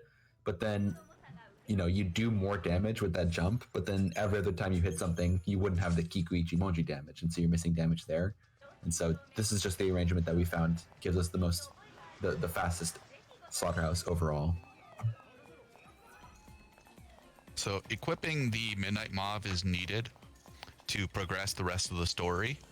It also has some really nice perks. It has a level 3 Fira, which only costs 21 ATB to use over the normal 25. It also has max ATB plus 30, which gives us a little bit of extra dashing ATB. So it has the potential to save time, but as Roosta said, like, it depends on when you're waiting for it to regen. It doesn't seem like much of a time save, just because you can just have the bar go down lower and just refill. So you get an initial burst at the very beginning, and then it just dies down right after that. This does not look terrible. I think you need more mauve. What are you going for? I don't know, something very bad, but I cannot think about that. That works for now. We'll think of something. Caius' tempo will change. Yeah. You say you were looking for something really bad. The blue and orange is actually the color for the gridiron football team from my hometown. So It's just a reference. yeah, it's a reference to the Florida Gators. I can always take this. So just to let you know, we're still on day 6. And we need... there is one point where if Shonen can get to a certain area before the end of the day is nice. It is a minor time save, but it's definitely not required for the run. So this is the second push forward event. This will push the time to 3 a.m. So if you get hit by the guards or the flanitors, it doesn't matter for time, unless you get really, really unlucky and just end up getting hit everywhere. I think even if you hit them like basically every time you pass them, you'll still end up being fine. Maybe if you're a bad warehouse too. Yeah. Yeah, as we mentioned, this is one of the longest. This is the longest area of the game with almost a quarter of the run. So we took care of the warehouse, and then we had to go through the slaughterhouse, and now we are in the final sort of area where we just have to run through Yusnan Palace 1.5 times before reaching Snow. Yeah, and this is all day 6 though. Like. So we're going to be doing a slight detour. The older routes used to buy bravery potions. There's an item tucked away in the corner called the Thorn of Courage. The Thorn of Courage has Tilith Bravery. It will take 5% of Lightning's current hit points and give her bravery at the start of any battle for 30 seconds. Even with the detour, this is better than buying potions, buying extra hero potions, including like throw time, and it also helps for all the minor fights that we wouldn't have bravery on, like Roosta was talking about, mainly like the 3 dryads in Mog's Forest, the double Anubis that's coming up. A lot of Naruto runners today. It worked out, I think it was a 12 or 15 second time save, but it did make a couple of the fights rather tricky to route around. Wow. The first phase of the boss and Perandus were a big roadblock for this.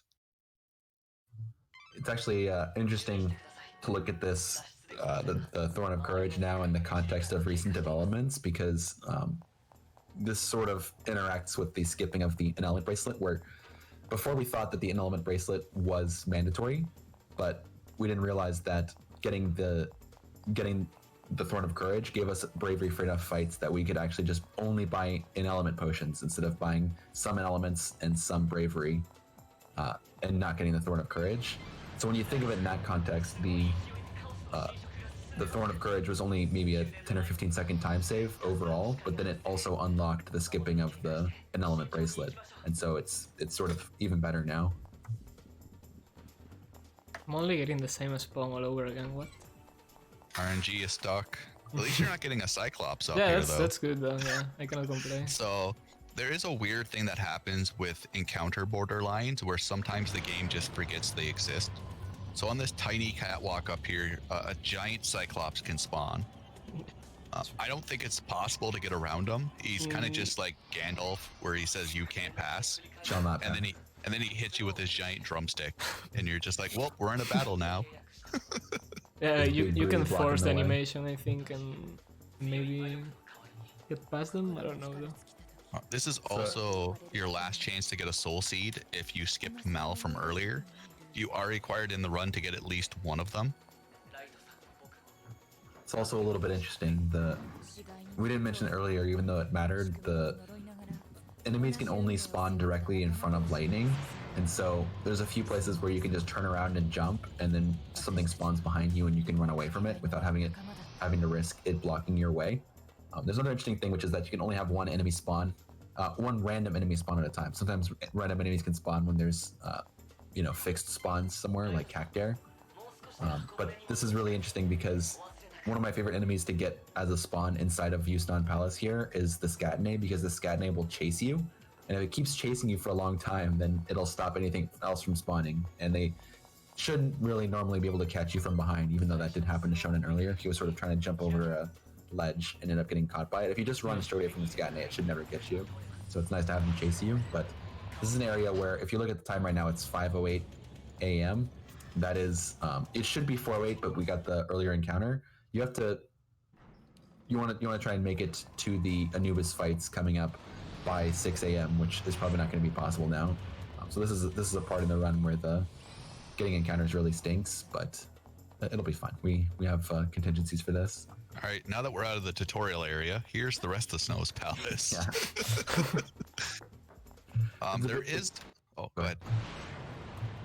No, it's fine. Mine's a dumb joke. There is a small skip you can do in this room. It works much better on PC than it does on console. If you stand on the crates right ahead to lightning, you can stand on them and then jump up to the switch. It is possible on console.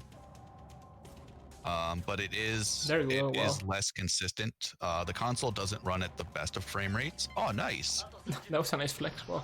Weird flex, bro. Whatever. Yeah. And that saves something like 8 or 9 seconds. And it also, on that catwalk, you usually see an encounter, so it skips out that possibility as well. In my PB, I tried it and I ended up fighting 2 Zoltuses in Chaos and lost 1.5 minutes. So that was a good trade-off. I never go for that on actual attempts though. Never. You say that it may save an encounter, but it also opens up the possibility of a Cyclops playing baseball with lightning. The only good thing, it's not even a good thing, is you can overclock, because the Cyclops or Zoltus in Chaos will give you 3 EP, so you get that overclock back and then a little bit, but you're still looking at a 20 or 30 second time loss. So it's a very, very risk-verse, very small reward.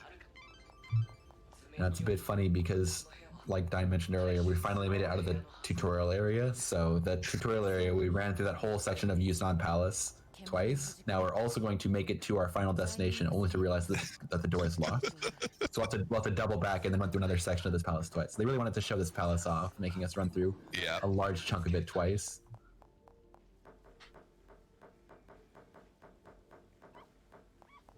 Yeah, so coming up here is the it's sort of like a little mini boss. We just have to fight these 2 Anubises to unlock the area where the key is to the room. This is the area that we wanted to make it to by 6 a.m. So on PC, if you get a single encounter, you'll still make it here, but because time runs differently on console, we only made it here. We made it at 6:01 instead of 5:59 after a single encounter. Now, it's interesting because the single encounter, you actually need to get 1 encounter to end the day before you make it to snow. But on console, it's bad to get that encounter before these guys. On PC, it's fine to get it. So your first encounter is sort of a freebie on PC, but on console, you really want to make it here. Take that encounter, Shonen. There'll still be one. Yeah, I'm gonna take the next one. Yeah, so we actually need to end the day because we need a full set of a full set of overclocks to fight Snow. Snow gives back 5 EP, so we're gonna go into the fight with 6, use 3 overclocks, and then end the fight with 5, and he'll be ready to take on the next day. All right. Another small little thing that I'll mention really quickly is just that you can fight some enemies before they spot you, and you get a 25% decrease in their HP. If they see you before, you get 10% off, and if they catch you, you lose 5%. In Chaos, everything spots you before you get a chance to attack it, so it's always the 10%. The Japanese is the best. In English, it's a bad encounter if they get you. Oh no, it's poor. In Japanese, it's bad. So it's kind of like the game just shaming you a little bit. Kind of like you should have did better. It's not as good as in English, it's stagger. In Japanese, it's knockout. Knockout. I like knockout a lot better. Yeah, it's very good.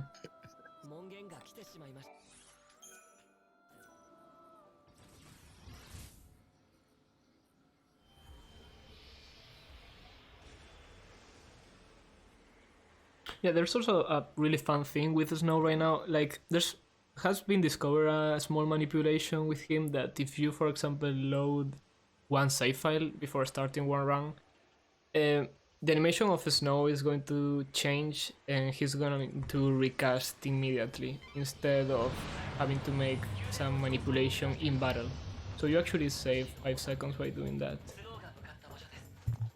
There's actually a bit of an amusing story behind this manipulation where the strategy for the Snow fight when I first started running involved just sort of fighting him, doing some debuffs and doing spells until he does recast. And I actually finished the story after the fight because it's a very quick fight.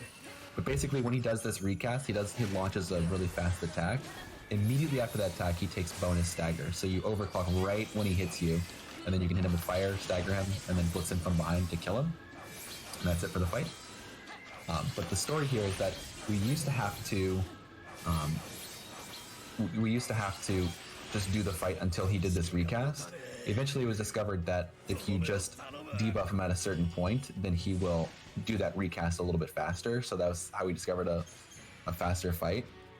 But when I was trying to do my first attempts, I messed the fight up and had to retry it. And then every single time after that, I got a weird pattern, and I couldn't figure out like why I couldn't just do the strategy in the notes. Eventually, it was discovered that getting the weird pattern after doing the fight is something you can sort of store in the game's memory. So you load a save, fight him, retry, and then next time you get to him in your real run, you will get the weird pattern, which ends up being much faster with the strat aligned to it. We first noticed it in the dash runs because you have to fight all the bosses twice, and we just never thought anything of it. Where it was kind of like the second fight would always give you the fast recast if you didn't have to close the game down. And it was kind of like, oh, I wonder if this could be useful. And then we completely forgot about it and didn't do anything with it. And then when it got brought up, it was like, oh, like it was just kind of like that light bulb moment. Yeah, I think that people didn't really like try and make a specific strat devoted to fighting him with the fast recast. But then once it was come up with, then it was like, wait a second, we can actually manipulate this. And so there was a brief period of quote unquote drama in the community where it's like, do we actually want to allow this? But it's so small compared to other things. It's just like, who cares? Just let it. And so really, go ahead. Oh, that's the only thing that really changes is the snow fight. Like we haven't, like it's not like a giant thing where you have to manipulate 7 bosses before a run starts. Right. I have my suspicions that some other patterns may change, but I've tried a few things and nothing worked out, so we're just gonna stick with snow.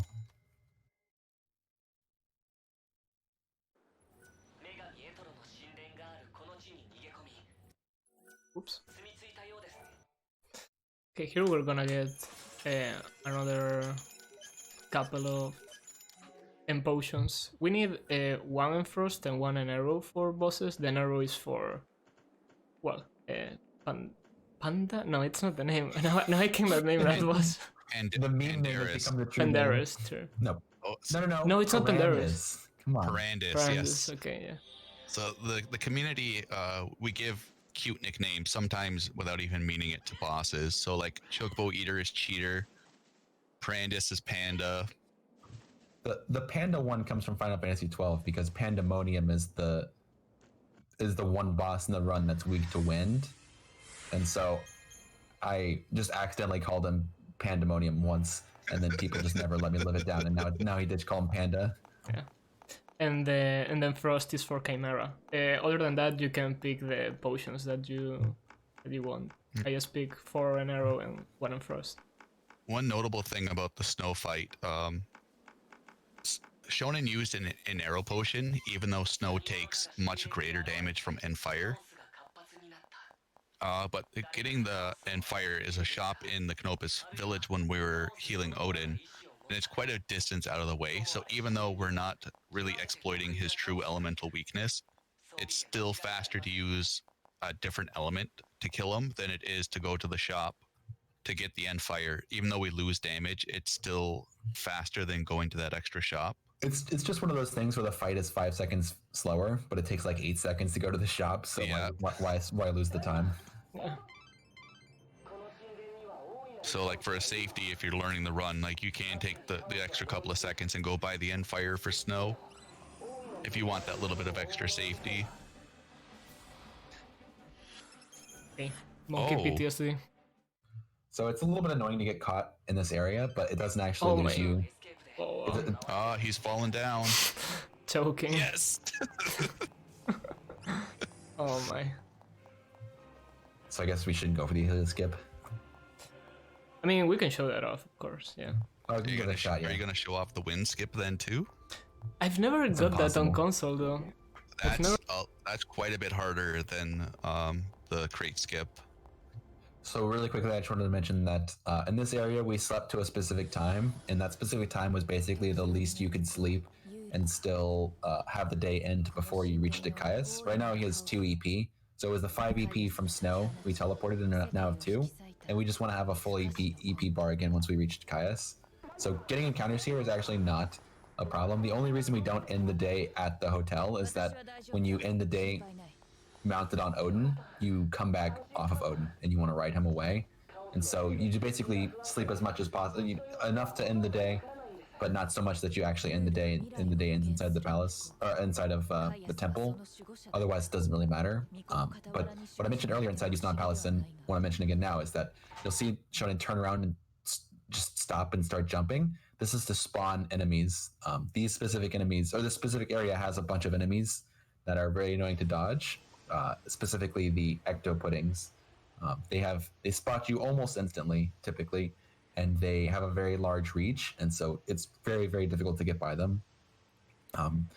And so for pretty much every single spawn in this temple, it's possible to manipulate it so that you don't actually have a chance of running into it. As King will mention, it's about 1 to 1.5 encounters worth of time to do the full manipulation. And so in theory, it is faster to just run through the temple and get lucky and not actually get any encounters. But I would say on average, you're going to get like 3 or 4 encounters if you just try and run through.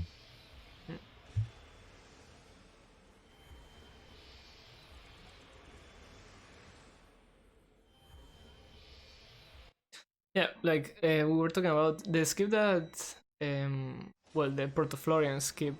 I've never got that on console, so I don't think if it's too worth to try that though. The other thing about the Yule skip is that if you actually do get it as quickly as possible and do manage to talk to Yule before she gets scared, it only saves like 6 or 7 seconds, and if she is scared, you lose a lot of that time. So even with perfect execution, if Yule can be scared, and you might save almost no time from the skip. So Yeah. Good game.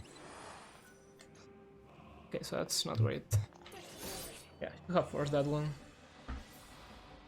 yeah, so all these interactions with Yule, you can't have encounters nearby, or else she becomes scared and won't talk to you. Just before the day ended, Shonen did a manipulation to force a spawn that would be in an area that would stop this from happening. But then the day ended and despawned it and reset his counter, and so unfortunately that meant that there was a chance for another encounter to spawn there. Damn. Generally, though, the Yules are in areas where it's not really in danger of getting encounters. That specific one is one that can be annoying.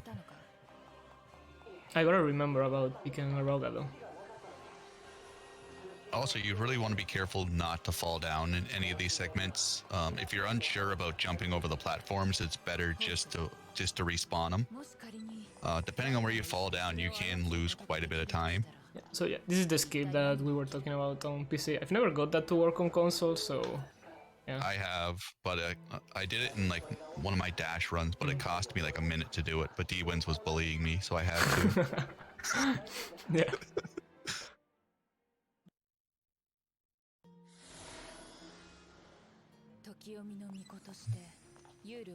Other than that, you're pretty much just running through this area, unlocking these platforms by talking to Yules and then continuing on.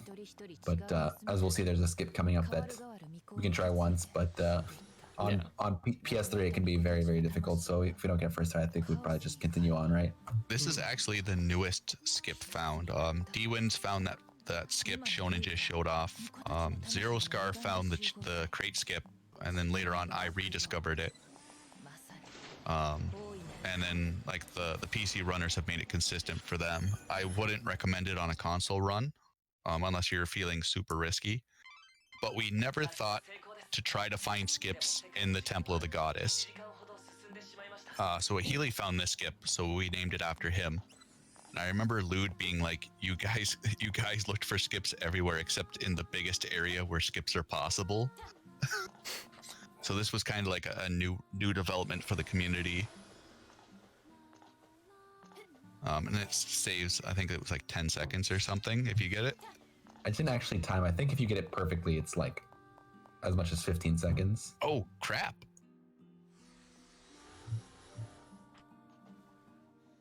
Oh, that was close. That was actually pretty close. Almost. Oh, yeah. So you skip talking to a Yule and you skip jumping down and going down these platforms. So if you jump where Shonen is, it saves you from going around talking to a different Yule. Okay, one more. Only one more.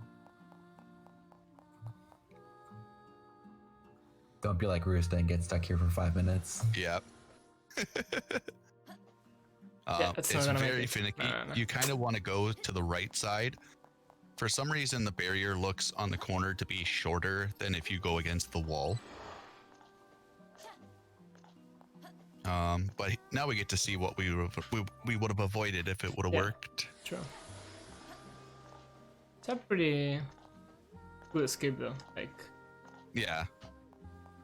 That's definitely something where the extra animation frames on the 60 FPS console is definitely better than the 25 to 30, or the extra FPS on PC is better than the 25 to 30 on console. So you just skip all this unnecessary like jumping around.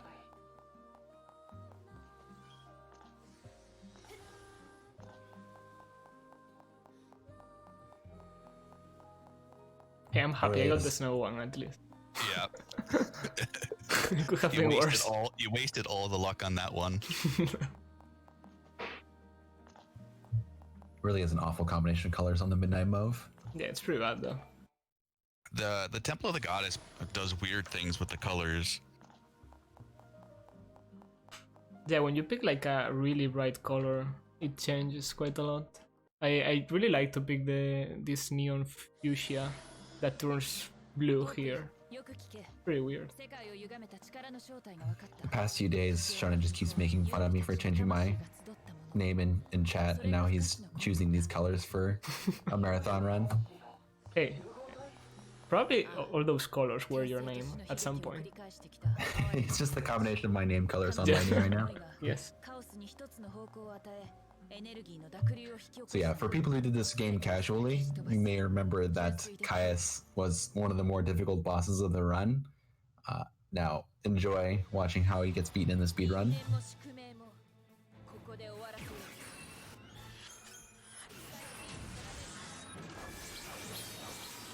So this is the combination of high strength stats, bravery, imperil, deep protect, and an end spell.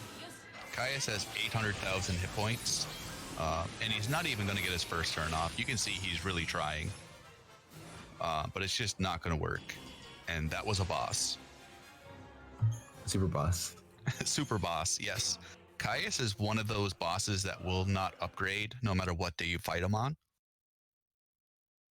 So if you fight him on day 1 or day 12, he's going to have the exact same hit points, exact same stats.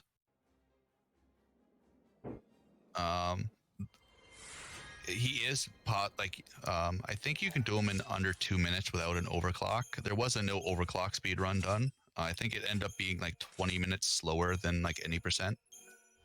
This was back when any percent was like a 210, 209. So as Roosta mentioned a long time ago, the Chaos Revenge is a very good sword. It's stronger than the Kiku, but more importantly is its innate ability called Quick Stagger 75%. So when an enemy is basically in red waves, you don't have to push him any further. You'll instantly stagger him at 75%, which does save a couple of spell casts later on, and is very important for the last boss. Yeah, it's for that last boss. Actually, for the whole final day, we switched the Blitz out for Heavy Slash. Heavy Slash itself does a little bit of stagger power. It does 30 for every Heavy Slash, but that's not very much. That's less than a single raw spell. But it's important because having that Chaos Revenge on a guard that we're actually not doing much stagger power with means that we can put them into red waves and then hit them with a single Heavy Slash, which will instantly stagger them because of Quick Stagger. And so our highest damage ability, we can then manipulate it to always break stagger and do bonus, multiple of damage of what it would have done before. And so we can get a lot more damage out of our Heavy Slashes by using the Chaos Revenge. Not to mention the extra damage, because it has even more strength than the Kikuichimoji. It has more strength than any weapon we could realistically get with the amount of gil that we have in this run. I think we didn't talk about the warp difference with the tablets. But yeah, we will tell that with Mog. Very interesting though, from PC to console, I mean. You mean from the... Oh yeah. Yeah. So the next story thing we're going to be doing is... So when we got to Saz his son Dodge, his soul's broken into 5 fragments, and so there are 5 different quests you have to do to collect these fragments. We've sort of been doing them along the way without talking about how what they are. So one of them is just a chest outside of his airship. One of them was an extra fight in the slaughterhouse. There was a second Zaltis, so we already fought him. We got that fragment, and now here we're going to be going to the Mog village. This is part of the soul fragment, the soul fragment quest that we were already doing. Wait, oh yeah, so you do the tablet now. So the soul seed quest pairs with this. We have to go to Mog village to get the Moogle fragment, which we will also give to Mal, who we gave the soul seed to. But the way it works out is it takes about 45 in-game minutes to do that quest, and it takes around, actually probably more like 40 minutes, and it takes around 15 or 16 minutes on PC to do the Grave of the Colossus fragment, the Grave of the Colossus tablet. However, on console it takes a little bit longer to do both of those things. So what we normally do is we would do the Grave of the Colossus tablet and then teleport to the Yogg village, where we can then spend the 40 minutes doing this Mog village quest. But so you'd sleep till 5 and then do that, and then the day would end naturally after the Moogle village. And so on console it doesn't work because you don't have enough time to do all of those things. So instead what he did there was he teleported and did a different one, the Tri-Floorlands tablet. And so that one takes about 2 or 3 less minutes in game to do. And so now it's 5:21 instead of 3 minutes later. And so now we'll be able to finish this Moogle village just before 6 a.m. One thing that I can also mention about this is that anytime you sleep till this late, you really can't get any encounters, or else the day will end before you want it to. However, after 4 a.m., the only enemy that spawns naturally is in the overworld is the Meonecton. Meonectons both have a lower spawn rate and are typically very easy to dodge unless you're in a corridor where they become more difficult to dodge. Actually, this area that we're in right now is one of the areas where it can be difficult to dodge Meonectons, especially if you get a double Meonecton spawn. Yeah, double. However, so you can basically lose your run if you get a really unlucky spawn here. However, he got an early spawn, and so there's no chance of one there. And it's really rare for that to be a problem anyway. For Meonecton Tricky, you can probably just load an autosave, but they are pretty bulky enemies still. Like even with our stats, like it still takes a little bit to go down. Even with our stats and fighting with Odin, it's still very difficult to kill them. Like even like especially early game, like they're in a time efficient manner. They're really hard. They're just bulky. There's really no other way to describe them. So this Moogle village is being attacked by these dryads, and so there's 3 fights you have to fight in order to free the village and get the Moogle fragment. We have enough EP for 2 overclocks, and so there's a 1 dryad, 2 dryad, and 3 dryad fights. It turns out that the 2 dryad fight is sort of the most annoying one. For the 3 dryad fight, you can just overclock and spam blitzes, and the blitzes hit all 3 and there's no problems. You don't even need the full overclock to kill them all. For the 2 dryads, it's a bit annoying because if you target either dryad, your blitz won't hit the other one. So there's a little manipulation here where you blitz a single one to run up to him, and then you change targets, and that puts you between them. So your blitzes now hit both of them. And you can't do the finisher because the finisher does like to push the enemies away. So it's really important not to, like that's why you see Shonen do the blitz guard, blitz guard. Actually, I think you can get away. Like I think King used to do the blitz finisher there. I think if you do 2 finishers, that's when it pushes them far enough away. So if you have in fire, you won't actually, you'll do enough damage that the first finisher will just kill them, or that you can kill them after the first finisher. But if you do 2 finishers, then you won't, they'll be too far away from each other. And so this is very, very important, because if you do happen to not kill them before the overclock ends, and you do let them get to low HP and get off a summon, they can summon other dryads, which can then in turn summon more dryads. And so you can easily lose a minute here if you let a single low HP dryad do a summon. And another bad thing is that when you summon when a dryad's below hit points, they'll come together and they'll cast Aurora on themselves to heal each other. So it's just basically one giant heal hug going on while you're trying to do damage. And by that point, you don't have another overclock to use. So your ATB, you're kind of either stuck waiting for ATB to fill up, or you can do some funny stuff with Fira. But once they get in the healing spell, once they get in the healing hug, it's just bad news. Yeah, you can do stuff with Fyra, but the problem with Fyra is that we are physical spec'd on everything, and even though they take bonus damage from Fyra, the multiplier from Fyra is much lower than from the Blitz that we've been using, so it takes a lot. You can stagger them, but then it still takes a long time. Actually, now that I'm thinking, I think I can go for the... Well, you're gonna be happy, Dine.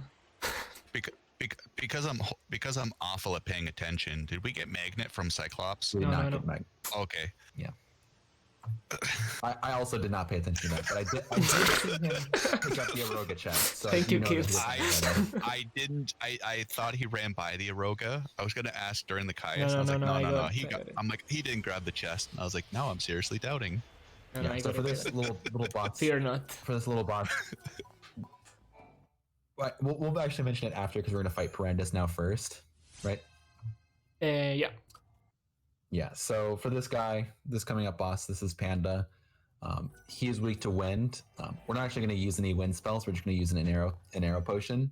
He has a little mechanic in the fight, which is he has a perfect barrier, or no, so what is it called? Protective circle. Protective circle, right? And during protective circle, he won't take damage and he can't be debuffed. However, he can be staggered, and so you can stagger him just with normal spells. And so we're going to be spamming our raw spells to stagger him. Actually, did you get Aurora? No, he got Arrow and No. Gale Strike. It's gonna be a fun fight. It's gonna be a fun boonie. Yeah. No, Booney's fine. I think it's Cactair that's going to be more annoying. Yeah, I'm gonna go for one strat that you're gonna be really happy, Dine. Yay! So the one thing to notice with Perandus doesn't have any stagger multipliers we can abuse. So in the speedrun, we'll be doing significantly less damage to Perandus than we will Snow or Knoll, because there is no cheeky giant damage modifiers we can abuse. When you stagger Perandus, you get unprotected and unshelled, which is 50% physical and magic, and that's it.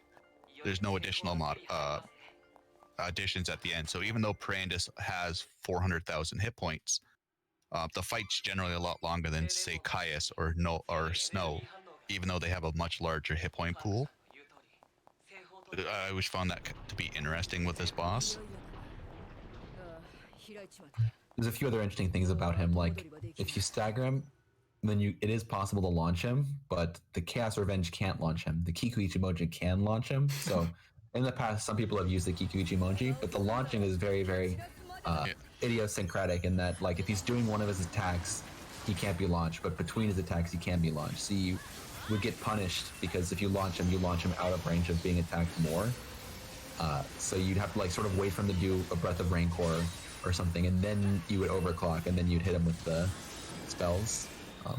Here we actually just saw the first instance of the Quick Stagger being used from the Chaos Revenge. Got to red waves, and then immediately just used a thunder. A single thunder hits quickly, and the Chaos Revenge gave you the Quick Stagger. So even though you didn't hit him with an attack, it's still the Quick Stagger worked on the thunder. So we're going to be using that later on also. And the Protective Circle was one of the big hurdles we were talking about earlier with the Thorn of Courage. Because while he's in that invincibility state, the 30 seconds of bravery is ticking down. So you'll see on Shonen's, like, it ran out just at the end. It was an unlucky overclock timing with his swipe attack. So, like, when we were trying to route it in, this was one of the big fights, because now we were turning a 28-second fight on PC into 34 and 36. And instead of it needing 2 overclocks, it needed 3, just because you lose 8 to 10 seconds of bravery at the very beginning of the fight. So that was, like, a very big hurdle to get over. It's one of the downsides over, like, just throwing bravery potions, because bravery potions, we would still throw it at the start of the fight. But because we had the collector's catalog, it gave us a 25% item buff or item duration buff increase. So instead of it being 30 seconds for a bravery potion, it was 36. And as silly as it sounds, that 6 seconds did make a big difference in that fight. And arrow potions last for 5 minutes or 6 minutes and 15 seconds with the collector's catalog. So end potions and vigilance potions just last forever, so you never have to worry about them running out. Now this is a quick fight. just like sort of like a mini story boss. So this guy, he has a damage threshold. If you don't do above the threshold, you'll only do a single point of damage, and that threshold is far beyond anything we're capable of, except for maybe one specific. The finisher of Army of One, if you have enough buffs, is something that you can reach. But even then, you need like all the strength buffs, the strength buff drops, and an additional item. Yeah, and so what we do instead is we just find the ability which hits the most times and just do the 1 damage over and over again. He only has 200 HP, so you have to hit him 200 times. 180. So each Aurora... Oh, 180. Oh, right, but there's the minus 10%, so 180. So it happens to be that Aurora hits 10 times if he stands in range of it for the whole time. And so basically, with 2 OCs, we have enough to usually kill him. It helps if we have a...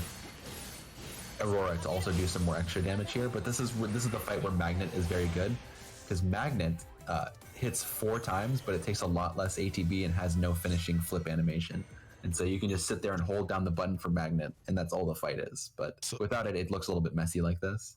For some strange reason, we haven't talked about it because it's not really relevant to the speed run. A lot of bosses have a damage not a lot, but some bosses do have a damage threshold. Bunavelza Plus, for example, on hard mode, you have to deal more than 2,000 damage for it to show up more than a 1. Afrotoir, as we like to call him, is 65,535. He takes 10% from everything except ice. So in the older console routes, when we would have Enfrost here, we'd have to be really careful because he's weak and absorbent to ice, which means he heals for double damage. And when you're only hitting him for one attack will instantly bring him right back to full hit points. So if you casted like a Blizzara by accident, like you basically just restart the fight. The only reason Army of One works, as Roosta was mentioning, is the finisher is a 20 times attack multiplier and it ignores enemies' resistances. But for that, you need to grab the Demon Earrings, which is behind the Sarzak, the play director, and you need to wait for a specific day for Army of One to come available, and you also need 2 or 3 strength buffs. Yeah, so it's possible to get decked out to the level where Army of One can kill, but difficult. So it was one of those things where like getting everything didn't save the time, just because you had to go out of your way for so many things. So here you could see the Choco chick was just sitting outside the door waiting for you to leave the room where you've been gone for like an hour. You also notice that Shonen is walking really slowly here. That's just because Lightning is tired after running all day. She just wanted to... Yeah, she's gonna get some good sleep right now. There's several different ways of arranging these last few things. The way that happens to work out really well on console is what Shonen just did, where he fought Parandus and then took a Cactar warp to fight Cactar and then come back here. Those two take a little bit less than an hour to do together, so you can sleep till 5 and then just let the day run out naturally. There's a few different ways, like you could do Cactar on his own day and then just teleport away from here. But each teleport takes longer on console than on PC, so while teleporting a bunch of times everywhere may work out well, it's not faster on console, so this ends up being the fastest way. Yeah, all these things I've timed that, and actually usually the case is faster when you're not teleporting on console, which makes sense though. So day 10, Hope gets a really nice upgrade, or after day 10 he gets really nice upgrade to his shop. Those crummy warrior potions we bought at the very beginning of the game now turn into heroes potions. Heroes potions will give us bravery, faith, vigilance, and haste for 75 seconds with the collector's catalog. Bravery. We don't have the collector's catalog though, right? No. Oh, you skipped it? Yeah. Okay, screw you then. 60 seconds. Yikes. So, bravery is attack increase. Faith is magic increase, which we're not worried about. It doesn't affect debuff duration at all either. Vigilance is just to stop us getting interrupted. And haste is to get our ATB faster. Haste adds an extra 2 ATB per second or 6 ATB per second on a standby garb. We did buy a vigilance potion because the game can only have 5 buffs or debuffs active at one time. And Lightning at the beginning of the fight starts off with has a debuff against her. So we can either have all 4 buffs from the hero, or we can have an end spell, but we can't have both. It's also very annoying the way it works out. Like it pushes them off from the left side. Yes. And so there's no way of using a hero's potion and anything else to get the buffs you need unless you go out of your way to get a bravery potion. Like a warrior's potion doesn't work because that also gives faith and that pushes the bravery off the side of the menu. And so you really have to either do it the way that Shonen's going to do it, where you just manually put together the Inspell, Vigilance, and the Tithe Bravery, or you need to get a Bravery Potion. So the way we settled on as being fastest is just to get these specific potions, and it's also a little bit nice because it means you only need 3 Warrior's Potions for the fight instead of 4, and so that last Warrior's Potion or Hero's Potion can be used to tank a ability from Boon of Elson. You don't have to buy another potion for tanking. And Hero's Potion gives 4 buffs as a reference to Fortnite. Alright, I didn't see that one coming. Okay, so right now we're just killing 2 days straight, so... Yeah, we've finished all of the mandatory story things. The game, you start off with 7 days to save the world, but each of the 5 major story missions, when you finish them, unlock 1 more day. And so the goal of the game is pretty much to reach the 13th day. And so we've finished the 5 story quests, and so now we're basically just sleeping until the end of the 12th day, and then we get into the 13th day, after which time is no longer a concern. Once you've reached there, there's no more clock, and there's no more time management to worry about, just EP to worry about. Mm-hmm. And that leaves us with, I believe, 4 more fights for the rest of the run. So I guess I'll go ahead and start explaining now. For the first 12 days, we've been spamming blitzes the whole time. But once you reach the 13th day, the final chest that unlocks in the arc, there's 1 more chest that appears every day. The final chest just upgrades your default garbs. So Dark Muse, Equilibrium, and Mist Wizard all get a plus added to their names. And all 3 of these have been used in the speedrun at one point or another. Like the original Boony strategy used Element Plus from the Mist Wizard. Mist Wizard Plus, yes. Yeah, Element Plus from the Mist Wizard Plus. But that fight took a long time. Like I think it was 5 or 6 minutes for that. 6 minutes with a scripted death. It was amazing. Just sat at the edge of the screen. Yeah. The current strat takes somewhere in the range of 2 to 3 minutes, depending on execution and luck and whether you're on console. But so that uses the Dark Muse Plus and the Equilibrium Plus. The Equilibrium Plus is just, adds on a little bit of extra damage, but the real big damage is coming from Dark Muse Plus. So the Dark Muse Plus has Heavy Slash, and the Heavy Slash has a damage multiplier of 8. The most broken ability ever. Yeah, so the Heavy Slash has a damage multiplier of 8 compared to the 2.1 that we've had on the Velvet Bouncer until now. We compare this with the fact that we can put the high damage from the Chaos Revenge plus the Quick Stagger, meaning that we can break Stagger with Heavy Slash basically every single time, and that gives us basically like a 16 times damage multiplier plus all of our end spells and debuffs. So we can really get massive damage just by hitting things with Heavy Slash. It's something dumber than that. It's times? It's like a 36 times because Bravery gets multiplied by Stagger. Yeah, all the multipliers get added together. And one other thing I'll mention about the Heavy Slash is that Heavy Slash is a finisher, meaning that you can't chain it, you can't pair anything off of a Heavy Slash. You have to just guard cancel to finish the animation quickly. And in theory, if you just sit there and use Heavy Slashes, you can't perfect time them, so you can't get bonus damage.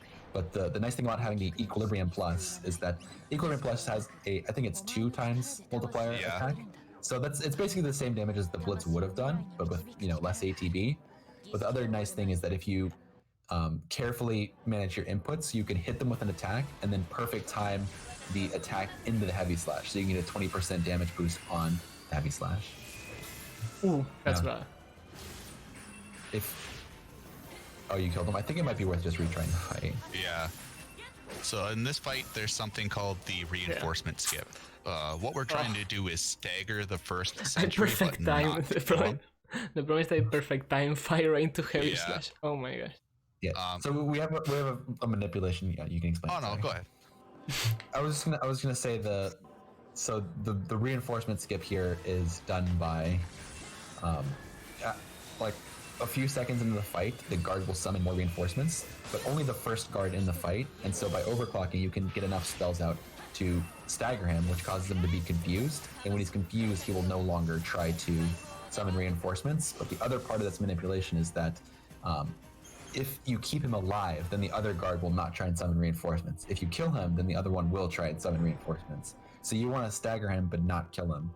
The best thing about him being confused is he'll throw potions on you. So like if you by any chance taking a lot of damage, you can stagger him, let him live, and he'll just throw high potions and X potions on you. It's a hilarious way to get a free heal. Yeah, lately I've been having a lot of issues with this, like perfect timing the last spell into heavy slash. Yeah. Like feels bad. I should take my time there actually. So time is no longer a factor on the last day. We can escape free willy-nilly. You can take as long as you want. It doesn't matter.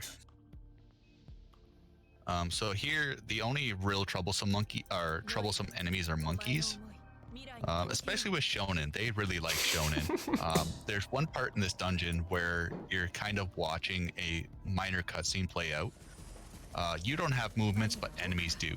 So there's a fun phenomenon that always happens to shonen, where the monkeys attack him on the first available frame. So it's basically like an unskippable encounter because the game just doesn't like you at this point.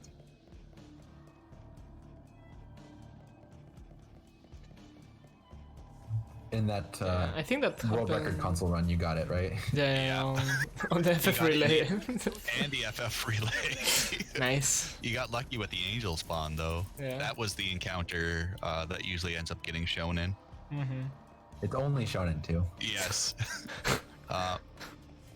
Another good thing about the Garb upgrade is Equilibrium Plus has ATB standby recovery. So when Garbs are on standby, they get a 3 times recovery bonus. The Equal Plus gets an additional 30% on top of that. Which doesn't sound like a lot, but it can really help out for phase 4 of the final boss when you're flinging spells around.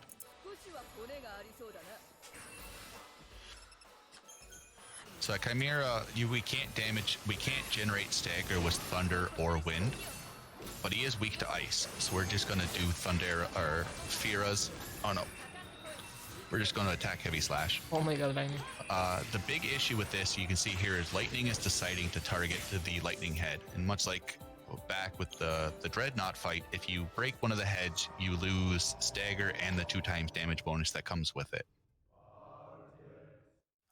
Thankfully, it was near the end of this end of the overclock, so we didn't get to see any of the big skills.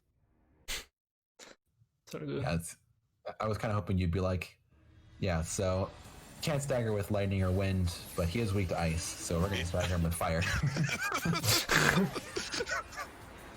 I was almost going down that route, and I was like, I don't know what I'm doing anymore. Yeah, well, you get stagger power from the Blizzard or fire, and it's the same, and the damage doesn't really matter. So the important thing is the quick stagger with the heavy slash anyway. Okay, Bunny can be one caliber. All right, we're coming into the final boss. I'll actually mention really quick that it was kind of a cool thing that happens in that fight sometimes. Those 2 sets can sort of just like target whoever they want in the fight. And so sometimes the positioning works out as it just did, where one set gets between you 2 and then targets Fang, and then so that means he turns around and you hit him from behind. So got the positional damage there. It's nice.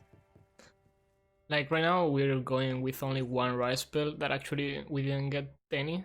We're going with Midnight Mouth with Deep Protect. So getting rise spells is very good because they generate a lot of stagger, and we're also going without damage buffs. So yeah. It's basically the minimal Bunavelza fight. Yeah. The 3 phases or the 4 phases each have their own properties associated with them, but specifically the second phase, it's very tight to kill the second phase before he uses an ability that you really can't that you can't survive, that you have to back away from because it hits in an area near where you put your decoy, and so you can survive it just by backing up.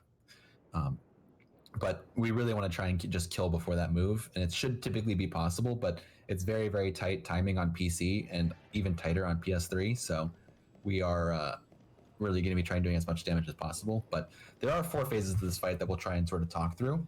Each enemy throughout this game gets a different sort of debuff or something applied when they get staggered, and the same is true of Bunavelza. Each of the 4 phases has their own thing.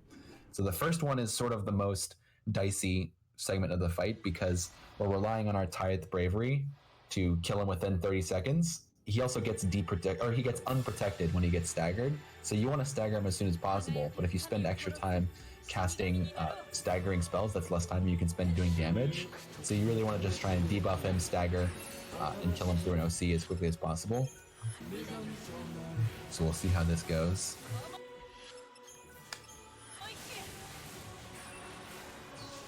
Pretty much everything he can do, well, not everything he does with his weapon can either launch you or knock you back. He also can do Ruin Guts and Giga Gravitons, which can launch you up, and so this is why we wanted the Vigilance Potion. And so we have Vigilance, Bravery, and an arrow.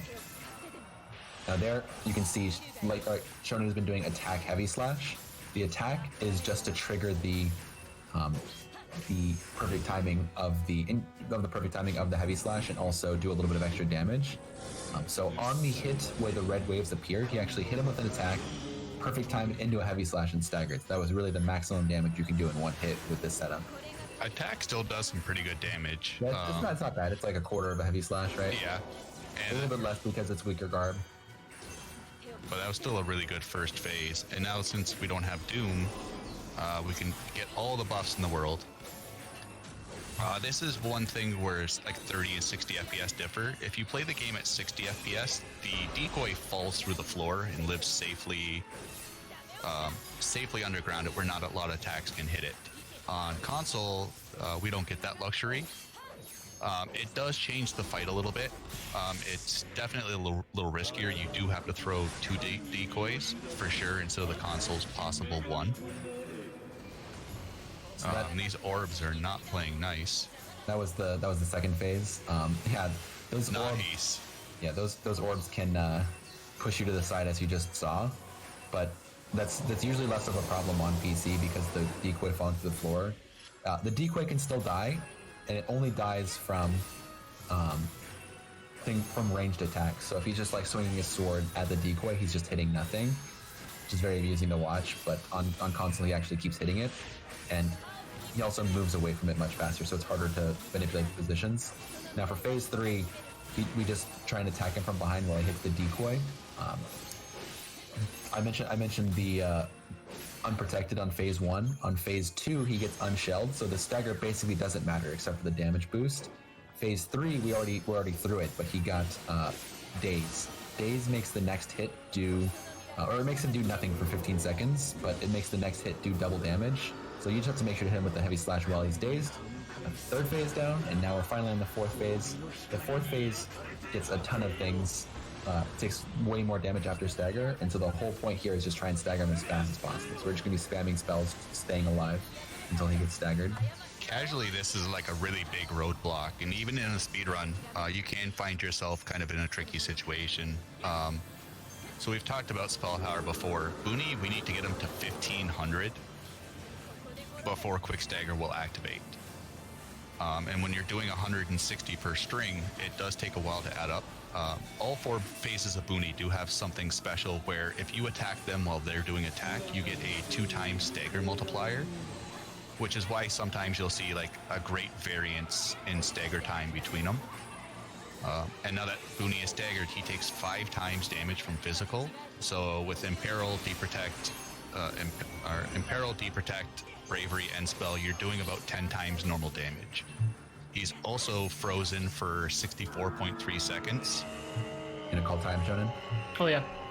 And then... time. Yeah, so basically once you stagger phase 4, then you just go in with as much damage as you can. He's basically stuck there doing nothing for 60 seconds, so you just jump and hit him in the face with heavy slashes and attacks. That was a pretty good fight. It was scary though. The second phase, I started sweating a little bit.